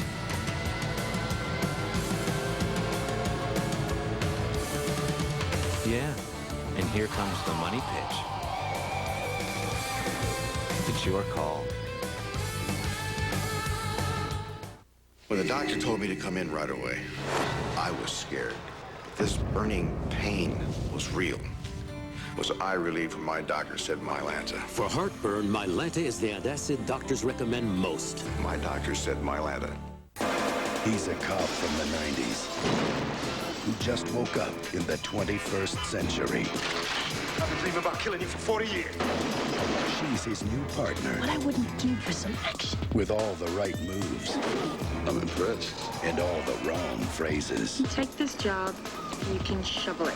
Close enough. Sylvester Stallone, Wesley Snipes, Demolition Man, rated R. Now playing. You need two hands to count all the special rates and discounts on Allstate car insurance. For more than one car, pickup trucks, anti-lock brakes, airbags. Good drivers, excellent drivers with Allstate home insurance. And retired drivers over 55. Just pick up a phone and call an Allstate agent for details. For lots of ways to save, you're in good hands with Allstate. This is hydroplaning in less than an inch of water, and they're being pulled by Goodyear all-season AquaTread radials. AquaTread's deep groove design channels water away as you drive for outstanding traction. Hydroplaning, AquaTreading. Think about it. Emmy winners Tom Skerritt and Kathy Baker return in the Emmy-winning Best Dramatic Series. CBS invites you to experience television's best. Picket Fences tomorrow. Anheuser-Busch's aerial ambassador, the Bud 1 airship, is filled with more than 235,000 cubic feet of helium.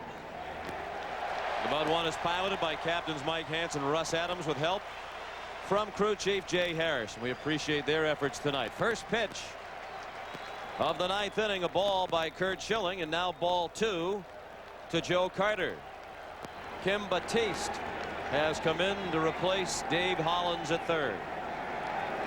And in this postseason, when he has come in, the ball has managed to find him. Carter with the count 1-1, pardon me. The first pitch was a strike, fouled it back to the screen, and now it's 1-2. John Olerud is on deck, and then Paul Molitor. There is no action in the bullpen as the ninth inning begins. The 1-2 to Carter. Fly ball, shallow right. Duncan out. Eisenreich in. Duncan makes the catch. A long way out into right field. And Carter is 0 for 4. You can see Duncan smiling there because he got into his back pedal a little too quickly.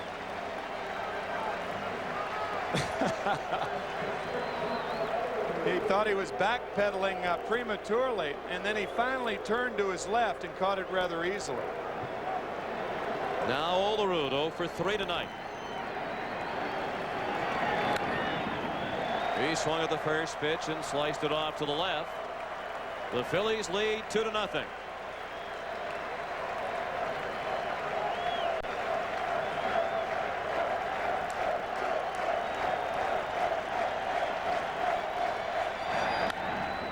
To short. Stalker throws him out. And the Phillies are 1 out away from sending this series back to Toronto for Game 6.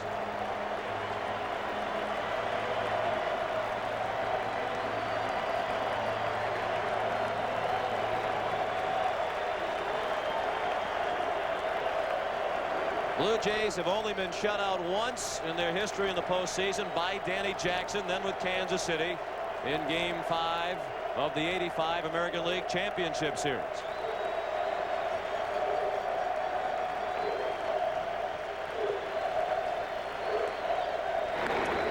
Paul Molitor trying to keep Toronto alive in this one. He's 1 for 3, an infield hit his last time up. Blue Jays have also won 7 straight road games in postseason play.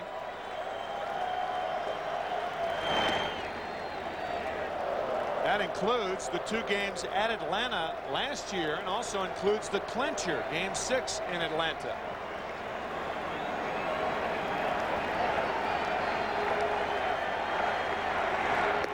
Molitor taking all the way on 2-0, and it's 2-1. Schilling trying to put the finishing touches on the first ever complete game shutout by a Phillies pitcher in postseason play. Line to center. Dykstra is there, and the Phillies win. A brilliant 5-hit shutout for Curt Schilling.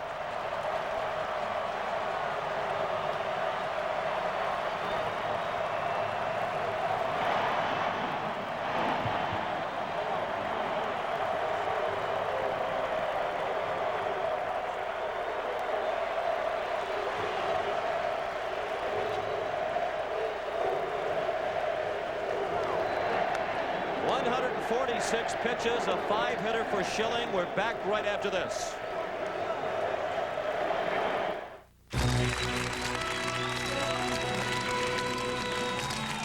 Owens Corning presents an exciting debut, Pink Plus, a new insulation that's silky to the touch.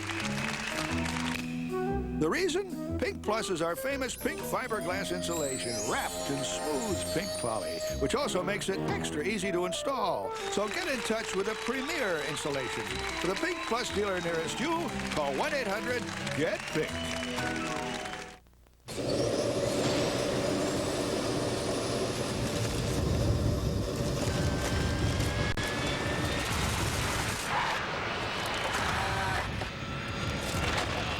At Radio Shack, we've always made the latest technology easy to understand for your family.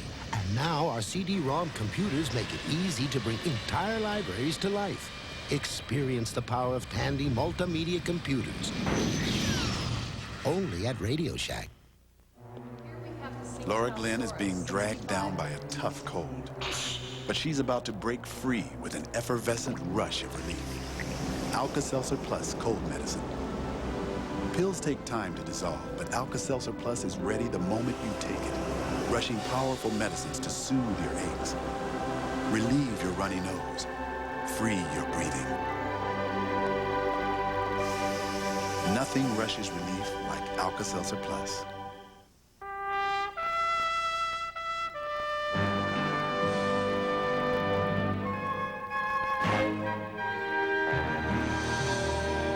Cellular One has set up state-of-the-art cellular service that reaches clear across America.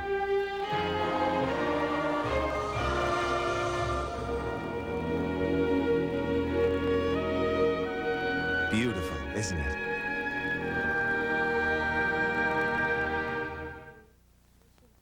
CBS Sports coverage of Game 5 of the 1993 World Series is brought to you by Oldsmobile. AT&T, we help put your world within reach.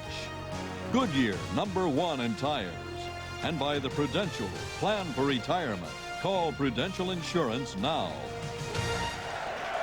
The Toronto Blue Jays now lead the World Series 3-2 following tonight's 2-0 victory for Philadelphia in only 2 hours and 53 minutes, the shortest game of the series to date. The Chevrolet player of the game will give you one guess.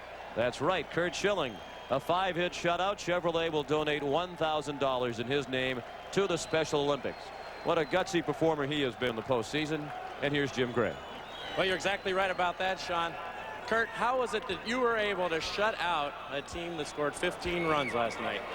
Defense. We played a great solid game in the field today. The fans were outstanding. You know, getting up on their feet every time we needed a big out. And we made the plays when we had to make them tonight. You were just telling me, and I can't believe it, but you're going to be available to pitch again this weekend? I'll be able to throw in relief on Sunday, hopefully. You know, Game 7 is for all the marbles. All right, Curt, congratulations to you. Thanks. Terrific performance, Sean. Indeed it was, and as you could tell, the crowd here at Veterans Stadium was hearing that interview over the PA system. We'll have more in just a moment. Bob, Bob, Bob, Bob, Bob is back. Bob, Bob, Bob, Bob, Bob is back. Bob is back.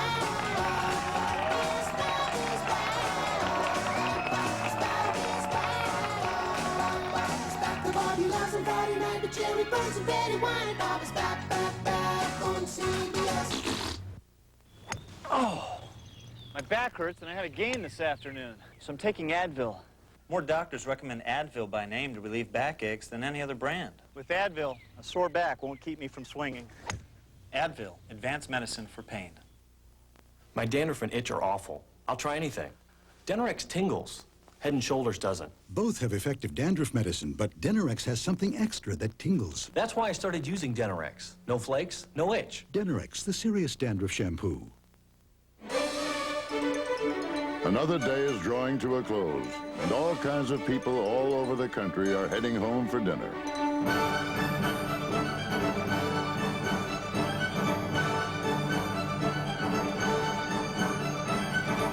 And no matter who they are, or what they do, or where they make their homes, chances are their favorite dinners have at least one thing in common.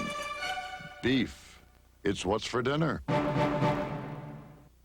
Look, a rainbow! Where? Over there! Oh, there! Don't you see it? I can, through my Panasonic Palm Quarter color viewfinder. Where? I hardly noticed it through my black and white viewfinder, but I'm sure I got it on tape. Great, let's go see. Do your camcorder tapes play in a VHS recorder? No. Oh, well, my Palm Quarter tapes will. Oh. So why didn't you just get a Palm Quarter? I don't know.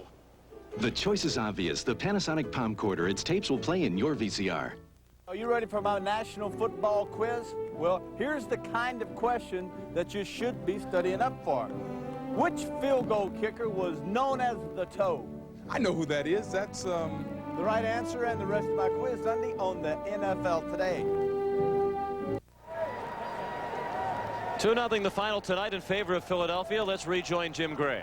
All right, we're with Jim Fregosi, the Phillies manager. Jim, how were you able to manage to get this team back in order after what happened last night? Well, you know, we played a lot of games like last night's game. This club is a tough club. They go about it in a professional manner. And as Darren Dalton said earlier today, he says he wants to go to Toronto tomorrow to work out. He says it's the only time he's ever wanted to work out in his life. Tell us about your pitching rotation for this weekend. Well, I got Mulholland up, but it's just time to throw. Mulholland will pitch on Saturday, and Danny Jackson will pitch on Sunday. Good luck, Jim. Thank you very much. Let's go back upstairs to Sean and Timmy.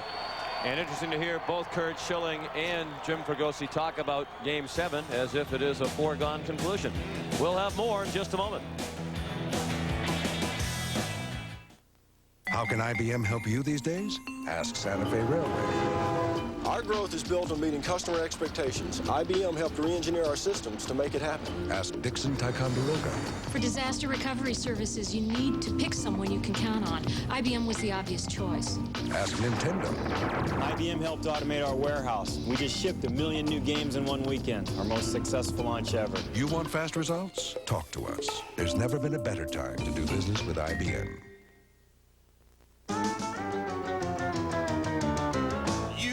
To attack the courses, you've got to master the machinery, you've got to use all your resources.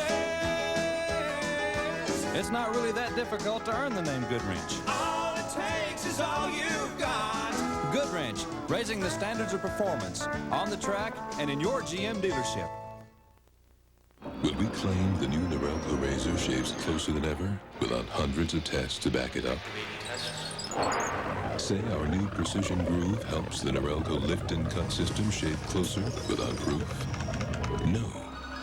We wouldn't say it's our closest shave ever without science, sensors, tests.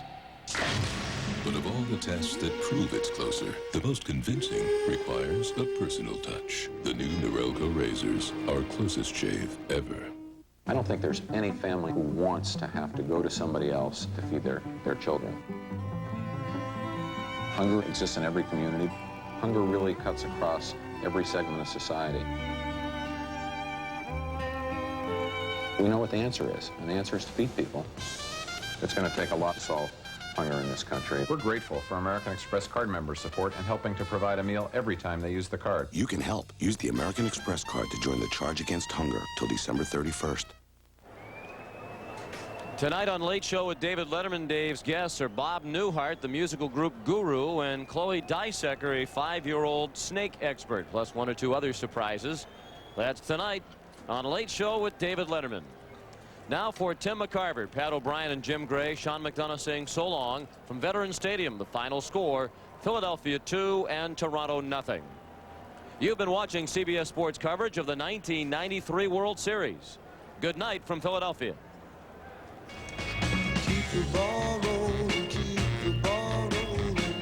Girl, the name of the game is love. On your mark, get set, let the kissing start, and just keep the ball rolling, baby, right into my heart. How can you ask it?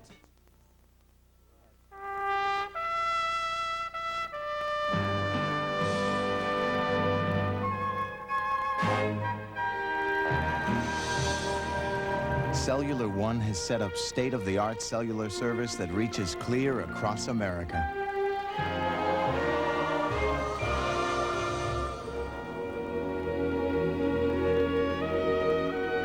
Beautiful, isn't it?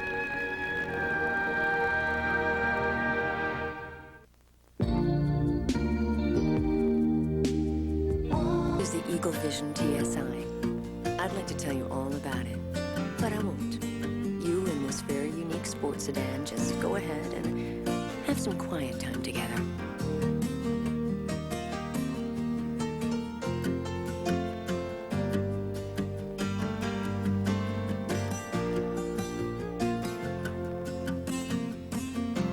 Test drive a new Eagle Vision at your nearest Key States Jeep and Eagle dealer today. These two women want to help change Camden County government. Annette Deegan, a teacher and educator. Aletha Wright, a leader in the reform effort to get people off welfare into jobs. They want to make our streets safe, ban assault weapons, and support mandatory sentences for violent criminals. And they want to end welfare as we know it by moving people off welfare, retraining them, and requiring them to work.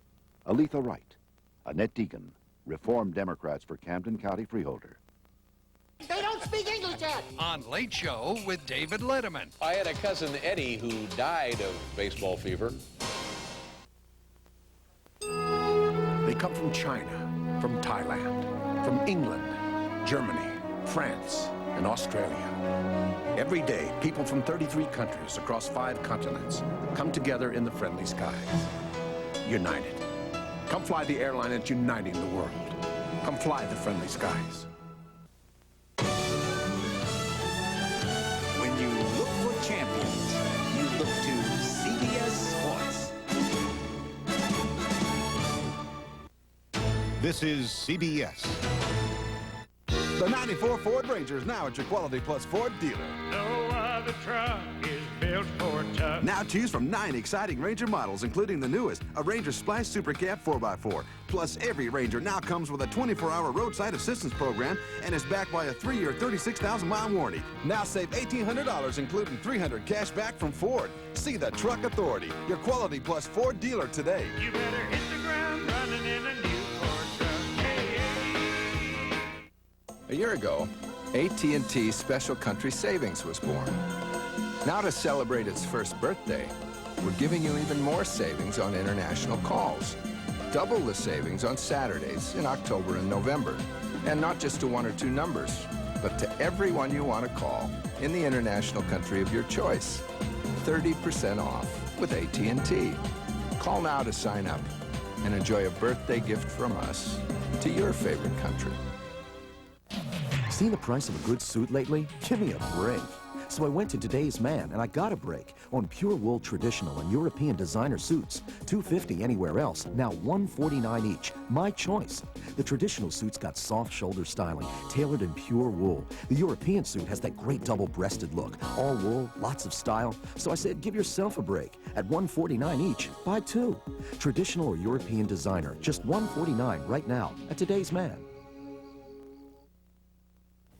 WCAU-TV Philadelphia. Now, Ken Matz, Jane Robelo, Herb Clark Weather, and Ron Berg Sports. This is Channel 10 News.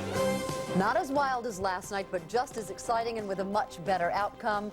We're happy that you're able to share it with us right here on Channel 10. Good evening. I'm Jane Robelo. And I'm Ken Matz, and we'd like to welcome those of you who usually aren't a part of our Channel 10 News at 11. We're thrilled that you're with us tonight. Our obvious top story tonight, the Phillies still alive in the World Series. The final score tonight, Phillies 2, Blue Jays 0. And here's the game-winning run. In the first inning, John Kruk grounds it out to first, scoring Lenny Dykstra from third, giving the Phils a 1-0 lead. The Phils scored another run in the second when Kevin Stalker doubles in Darren Dalton, making it 2-0.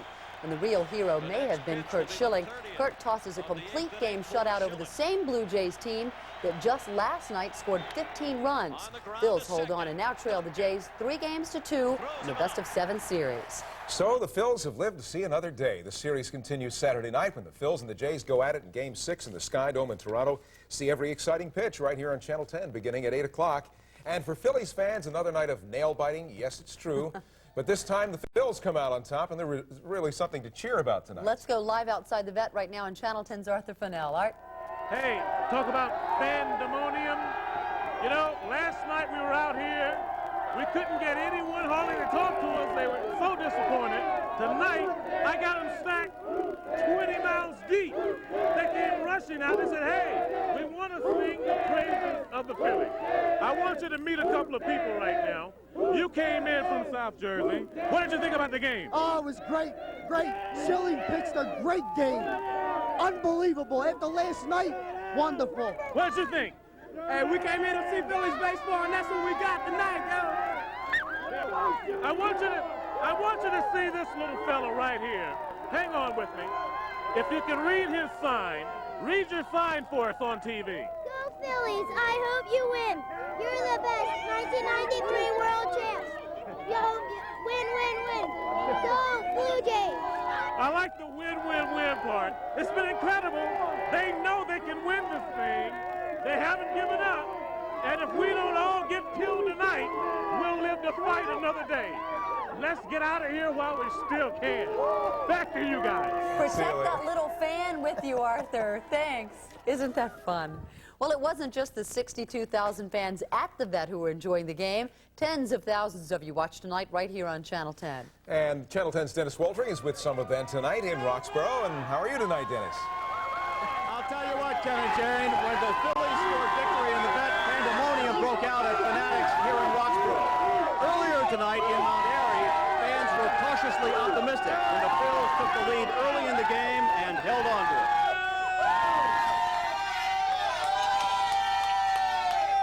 At the Casablanca Room in Mount Airy, fans celebrated as the Phillies took the lead early and held on through the game. They're going to take the game here tonight. They're going to take the next two in Toronto. You think they can do that? Oh, I know they can do that. They're from Philadelphia, like me. Yay, Philly! Looks pretty good. Schilling, they should have had Schilling in there a long time ago. He's doing pretty good. Some fans here were still treating the pain of last night's heartbreaking loss. It was very painful.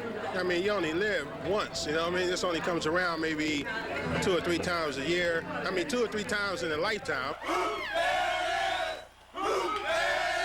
At Fanatics here in Roxborough, fans were going nuts over the Phillies tonight. Tonight's success suddenly making the Phils look invincible again.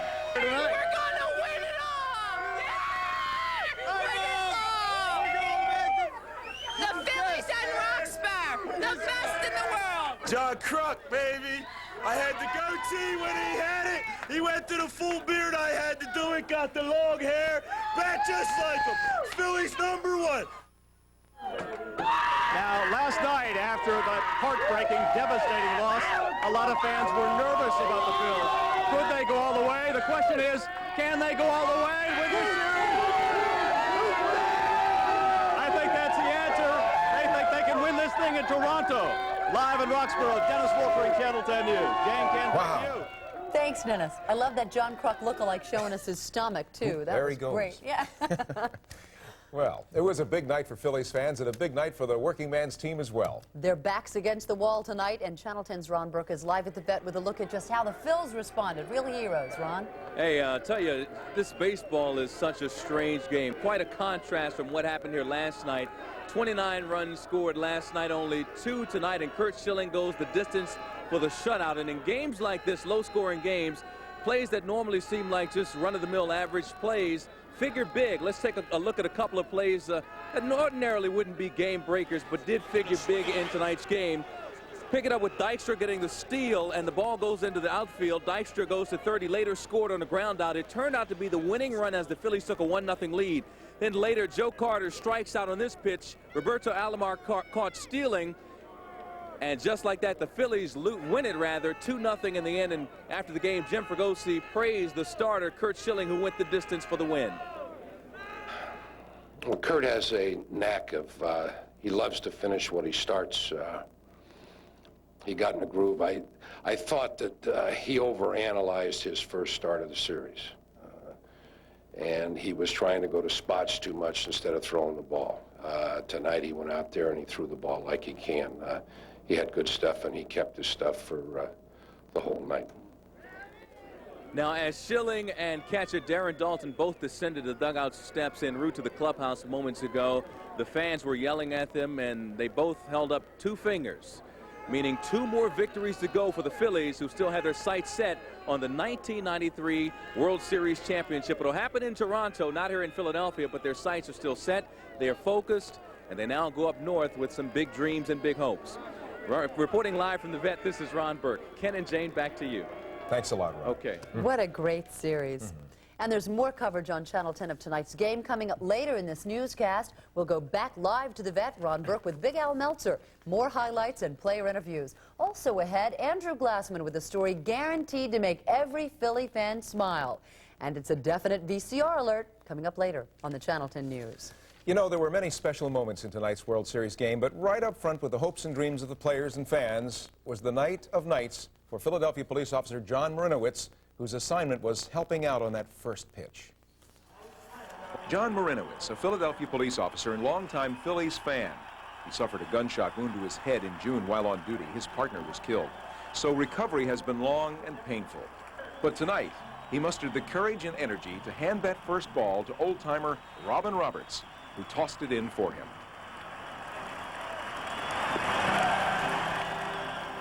I talked to the front office about getting him to throw out the first ball next year where he could walk out there. I think this is much more gratifying for him in a World Series, and deservedly so.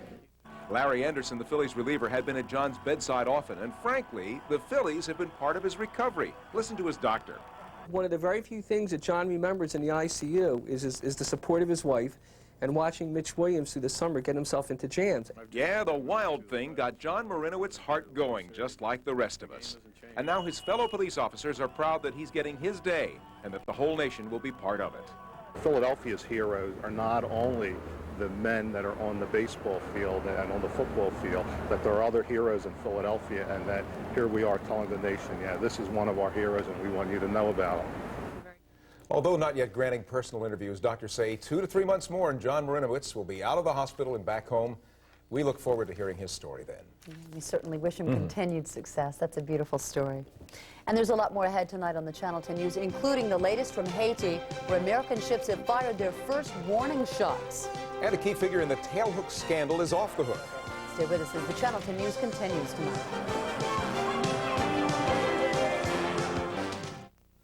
It began with a single shoe store and a commitment to customer satisfaction unique in retailing. Today, that philosophy has spawned 72 stores across America. And even at a time when retail sales were dismal, Nordstrom climbed to a record $3 billion. Where do you find companies that are selling at a time when nobody's buying? Actually, there's a list of them printed every day. NASDAQ, the stock market for the next 100 years. Tonight, Dave welcomes Bob Newhart. I'd like to thank the Nobel Prize Committee for this wonderful honor. Thank you very much. Tonight on CBS. Come to S&C's sale on London Fog. Save 33% on all our men's and women's outerwear and rainwear. Now at Strawbridge and Clothier. Star 104.5 plays the best songs on the radio. No rap and kid stuff, no soft oldies, no top 40 repetition. Star 104.5. Listen. Buy a pair of shoes or leather boots and get your second at 50% off. Today through Monday, only at Strawbridge and Clothier.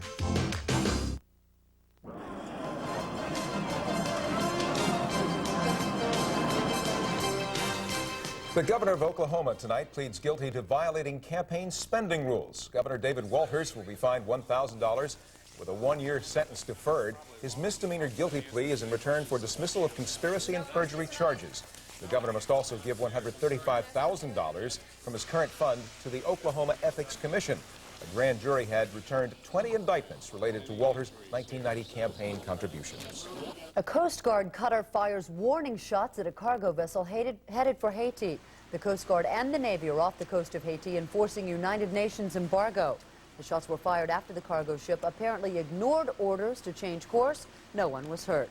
And this was the scene at another United Nations hotspot as U.S. Army Rangers packed up and left Somalia. The Rangers are pulling out after the U.S. military gave up on its plan to capture Somali warlord Mohammed Aidid. Meantime, thousands of Marines are being sent to Somalia to provide additional support for the American forces. Michael Durant, the American pilot who was shot down and captured by Somali gunmen, has undergone surgery now. Doctors placed a pin in his broken right leg. Durant was seriously injured when his copter game. Well, the answer delivered tonight at Veterans Stadium. Last night, the Phillies lost out in what resembled a softball game at a company picnic from 15-14 Blue Jays to Curt Schilling and Juan Guzman. A Toronto win here, and it was all over. But the Phils were loose, not tense after what happened the previous night. Juan Guzman trying to nail it down, an excellent postseason record for the Blue Jays. But in the first, Dykstra on first and running. Borders throws it into center field, and Lenny hustles over to third. 1 out later, John Kruk hitting .400 in the series. Doesn't get the hit here, but gets the run home. It's a 1-0 Philadelphia lead. Bottom of the second, the leadoff man is Darren Dalton. Drives it towards left center. It one hops to the wall, and he gets into second. And then with Cito Gaston wondering if his team would go back to Toronto to have to win again, Kevin Stocker rips one down the line to score Dalton and give the Phillies a 2-0 lead. Top of the third. Jays get the leadoff man on. Guzman bunting. But the Phillies turn the double play as John Kruk was prepared for the bunt and ran in on it nicely. Top of the eighth, still 2-0. Jays put runners at first and third. Nobody out. Ricky Henderson back to Schilling, who stays right with it. William Kenyatte was running for Borders, and they had him in a rundown. He's out, but runners still at first and second. Then Devon White hitting .350, but not here. One of 6 strikeouts for Schilling. Had thrown over 130 pitches at this point, and then he gets Alomar, who was hitting over .420. And Curt Schilling said he was running out of gas, but not running out of pitches. Bottom of the ninth, 2-0 Phils, 2 out. Schilling against Molitor, another one of those 400 hitters in the Jays lineup. But it's up, out, and over. The 100th shutout in World Series history, but Schilling the first shutout in Phil's postseason history as they win it by the score of 2-0. Only 10 hits in the game. First road loss in 8 postseason games for the Blue Jays. Last night there were 9 multiple hit batters, just 1 this time around. So it's 3-2. The Jays still leading in the series. And if we compare Game 4 with Game 5, what a difference. What a letdown for the hitters. 27 less runs, 22 less hits, 8 fewer pitchers, 94 fewer pitchers, and it was 1 hour and 21 minutes shorter. So, Dan, we are going to go back to Toronto. The Blue Jays will need to win there. And I had the impression watching Toronto that maybe they were just worn out from swinging the bat and crossing the plate, that they really weren't into this game. They were thinking, let's go back home and win it north of the border. And I had a chance to talk to Curt Schilling after his rough outing in Toronto in Game 1, and he said, to be honest with you, I was too fine. I gave these guys too much respect. I started to believe the hype that the Blue Jays were invincible hitters. He said, if I get another chance against these guys, I guarantee you I will just throw the baseball. And we saw that tonight, a brilliant performance. So, day after the highest scoring, longest lasting game in World Series history, the Phillies worked an economical night to extend their World Series hopes to another game. Chris Berman joins us from the Vet for the post-game interviews and analysis. Chris? All right, Dan, thank you very much. Well, you would think that everyone is quietly filing out of the Vet. Not tonight. The Phillies have done their John Travolta, done some serious staying alive, as you can hear around us. Peter Gammons and Dave Campbell will join me in just a moment. And I'll tell you what a difference it was from last night to tonight. I mean, here's my scorebook last night.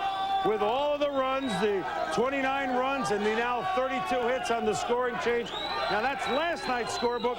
Here's what my scorebook looks like tonight. I never did win much neatness awards when I was in junior high school or elementary school, but that book I think I'm going to send to some of my 4th and 3rd grade teachers. It was a nice, neat performance by Curt Schilling this evening. I mean, after all the efforts that Schilling has done, remember, this is his first win in the postseason. He's down on the field with our Jimmy Roberts. James? Thanks, Chris. Well, I guess tonight there's really not too much confusion about who the star of the game is. Curt Schilling, first pitcher in Phillies history to pitch a complete game shutout. How important was it to go the entire distance tonight? Well, the bullpen was pretty depleted last night. We got some guys that have thrown a lot of innings, a lot of appearances this year, and they were tired. And this is my last start of the year, so I had to give them as much as I could for as long as I could. And I wanted to finish the game as I do every time I go out on the mound. But you know, tonight defensively, they really picked me up early in the game, and again in the 7th inning, you know, I owed it to these guys. 8th inning was huge. You want to talk about that a little bit? Well, we had guys on 1st and 3rd, and you know, up 2 runs allows me to give up a run if I get an out. And Dutch came out and said, you know, we'll give up this run if we get an out. And I said, all right, let's go ahead and do that. But in my mind, I wanted to try and strike him out, and I threw him a 2-2 slider off the plate. He pulled it back up the middle, and luckily I got a glove on it, and they ended up making the play. Looked to us that you were ahead of the hitters all night, and that had to have been a key for you. Well, it was, especially after the 6th inning. I was running out of gas, and I knew that I had to mix it up a little bit. I didn't have the good fastball that I had early in the ball game, and you know, Dutch called a tremendous game again tonight, and I can't say enough about what he's done for me and his club this year. All right, so Curt Schilling, no wins in the NLCS, but one very important win in the World Series. Let's go back to you, Chris. All right, Jim, and congratulations to Curt Schilling, who certainly pitched his guts out. Dave Campbell, Peter Gammons. Well, there we go. And let's go Phillies, or USA. I guess this must be the Olympics, that none of them want to go through the customs back in Canada. I'll tell you, the toughest inning Schilling had, the only inning he gave up more than one hit was the 8th. The 2 leadoff singles, but he came up mighty large, David. He really did. You know, he had hit in the bottom of the 7th, got a single. I was kind of worried getting on base. That might tire him out a little bit. He comes out, Pat Borders gets a base hit. A pinch run, Willie Kenyatte, and then Rob Butler kind of leaks one through the right side. 1st and 3rd, and nobody out. He gets Ricky on the comebacker, and then up stepped Devon White, and he really started doing some of his big-time pitching. Backdoor slider, strike 1. Backdoor slider, strike 2. And backdoor slider, see you later. Robbie Alomar, a backdoor slider, strike 1, fastball, strike 2. Then the battle was on. Alomar fouled several pitches off, a great battle, and then he finally got him on a splitter. We said he had to throw some off-speed pitches. He had talked about how tired he had been going into the 7th inning, so he started going to the off-speed pitches. Did a terrific job. That was a magnificent performance. Yeah, he's come up big, certainly, for the season and the postseason to the Phillies. Now, Curt Schilling very early on, Peter, unlike these fans behind us, you can tell he was in control. Well, actually, it was a very incredibly important thing early in the game because he had to re-control the series, which he did. He had great stuff. I mean, there was only 1 ball pulled in the air on him all day, 5th inning by John Olerud. But the important thing was he went right out, threw strikes, calmed this whole thing down after last night. 33 batters, he threw 22 first pitch strikes. He was 0-2 on 11 hitters, and most important, only twice in the game did the leadoff hitters get on, both times Pat Borders, and this time here against Devon White was a classic. Tony Fernandez there, he had the great fastball. But here, Devon White leading off the 4th inning, curveball, fastball, split finger, gets out of that, gets him out of there right before they go to Alomar and Carter. A tremendous job taking all the steam out of this series. You know what you realize? The more you think you know about this game, the more you realize you know nothing at all. Blue Jays 37 runs in the first 4 games. Egg tonight. We've got plenty more analysis coming up from a still rabid bet. But right now, let's kick it back to SportsCenter for a little sanity, guys. Thanks very much, Chris. Noisy fans there and happy in Philadelphia. More throughout the show. Of course, Game 6 Saturday night in Toronto. But now we begin with the NBA. And a day after Sarunas Marciulionis underwent season-ending surgery, the Warriors lost another player for the entire year. Was he the hero of the game? Was it Dykstra? Who was it tonight? All of them. It was a team hero effort tonight. What a season. Right now, we're going to go back live outside the vet where Channel 10's Andrew Glassman is standing by with a story guaranteed to make everybody feel good about our Phillies. Right, Andrew? Absolutely, Jan. You know, we knew going in tonight's game, win or lose, that this was going to be the last chance to see the Phillies play here at home.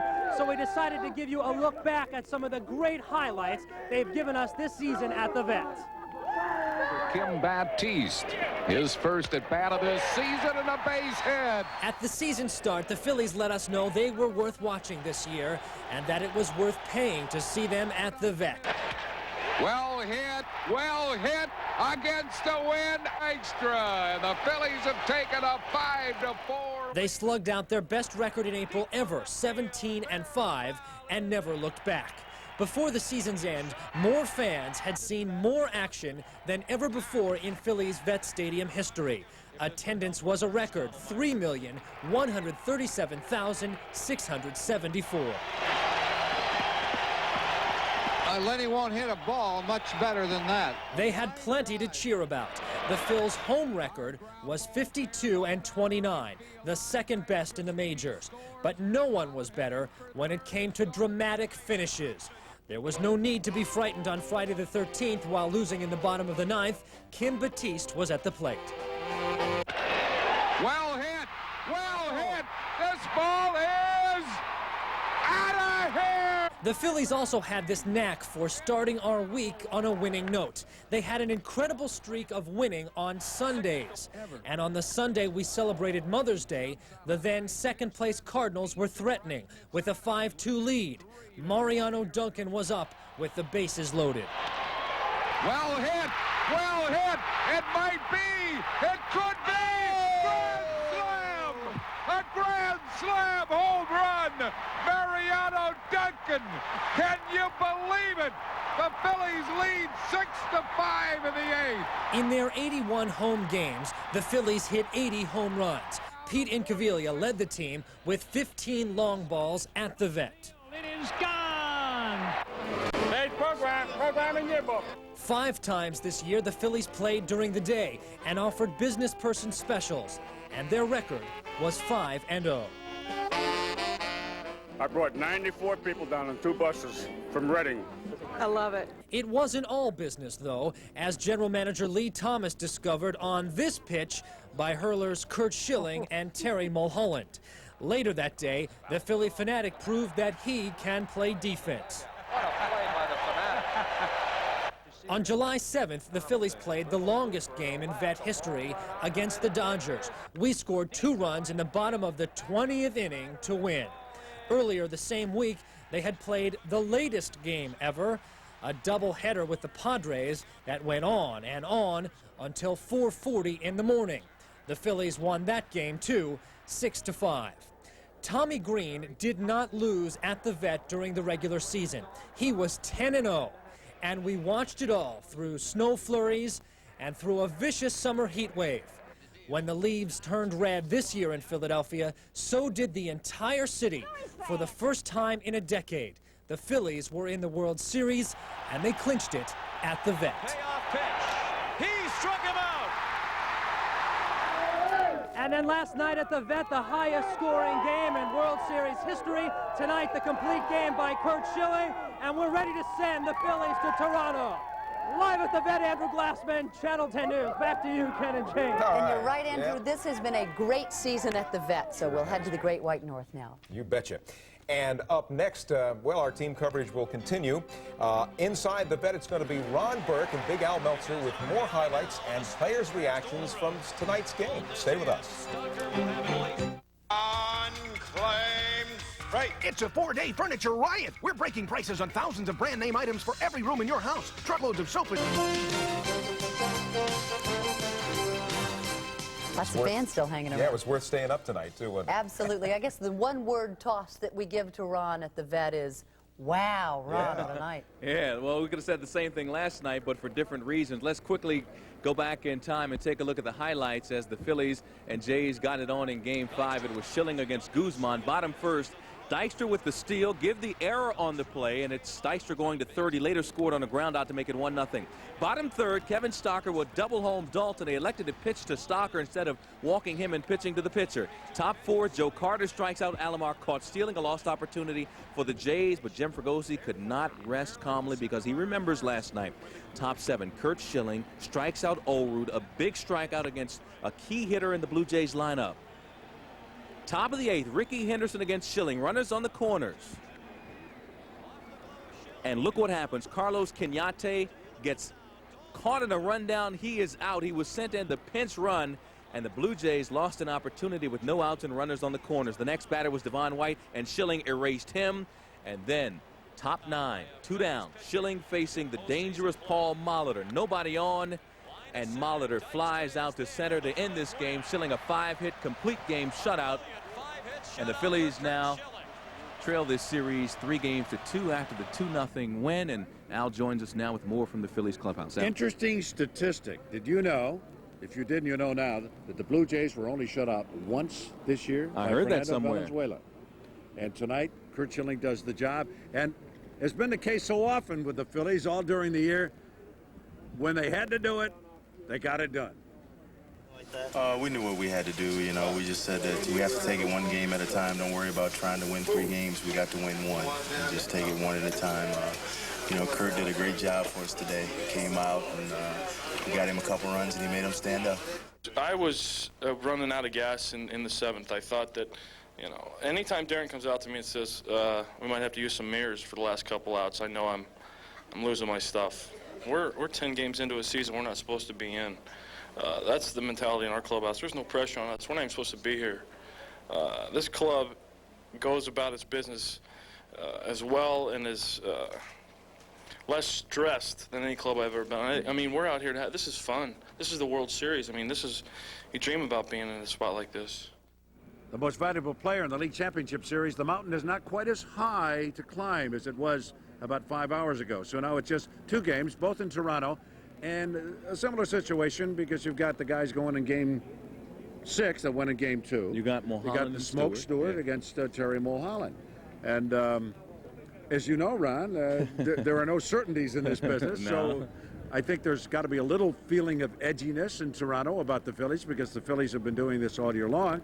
And it was just the complete antithesis of last night. I cannot believe that after what happened last night, we get a game that ended before midnight. The first game, by the way, that did not go into the next day, and the Phillies win it. And it's their last home game, and it couldn't have been more appropriate. And it shows you that no matter what the score, you throw those numbers out, whether it's 15, 14, or 2-0, the only thing that matters right now, the only numbers that matter, 3-2, and the Phillies now head to Toronto, hoping to win 2 more in this series. Meet you on the plane to get your backpack. See you early in the morning. Early in the morning. We're on our way to Toronto. For now, we'll throw it back to you guys in the studio. Hey, that's great. We're all part of history. We love it. Thanks care. very much. So nice to hear the guys say they're having fun, too. Oh, it sure that's is. the key. That's what it's all about. We'll be right back.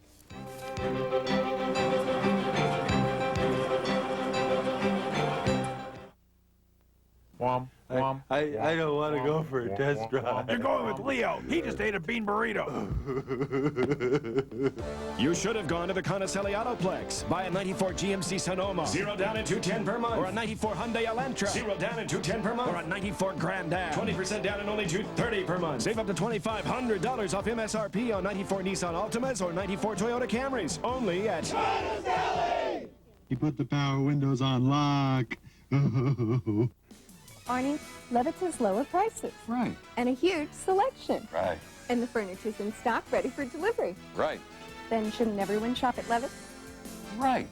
Especially since only $297 buys this pine and white twin-size bed with trundle unit. Or just $297 buys this twin-size bed with nightstand. And there's a wide selection of matching pieces, also sale price now at Levitt's. You love it at Levitt's. In cardiac care, the right team makes all the difference. And you'll find Philadelphia's most experienced cardiac team at the Heart Hospital at Hahnemann University. Every one of our more than 750 physicians, nurses, and healthcare professionals is specially trained in cardiac care. And all this skill and dedication is totally focused on the most important people of all, our patients. The Heart Hospital at Hahnemann University. It comes with a 56-inch diagonal viewing area, stereo sound, noise reduction, and quadra-track for remote operation. It has an optional V8 for fast tracking between stations, four-wheel anti-lock brakes, and a driver's side airbag. Presenting Jeep Grand Cherokee, the ultimate entertainment center. Available for viewing at a dealer near you. Now save up to $1,750 on select Grand Cherokees.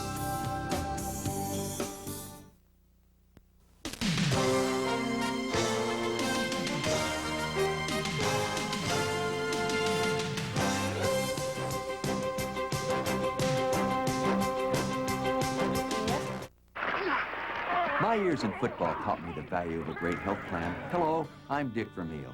Everyday life has its bumps and bruises, too. And that's why Independence Blue Cross and Pennsylvania Blue Shield have added the new personal choice to our game plan. There's no need to enroll with a primary care physician, and you don't need a referral to see a specialist. Office visits are covered, and there are no claim forms. Now, what could be easier?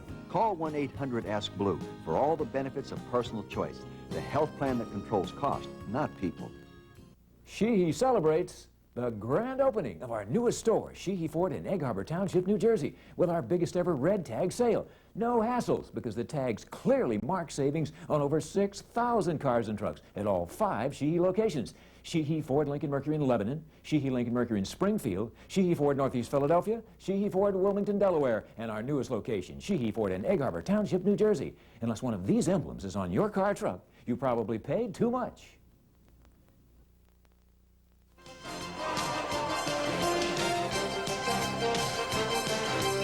Our hometown heroes do it when they know they have to. The final score tonight, Phillies 2, Toronto nothing, and they only lead now 3-2, Toronto. And don't forget, Game 6 of the series is set for the Sky Dome in Toronto, Saturday night at 8, right here on Channel 10. Stay with Channel 10 for the game and for continuing coverage of this exhilarating. Bob Newhart and musical guest Guru. So keep it on 10. The Late Show is coming up next.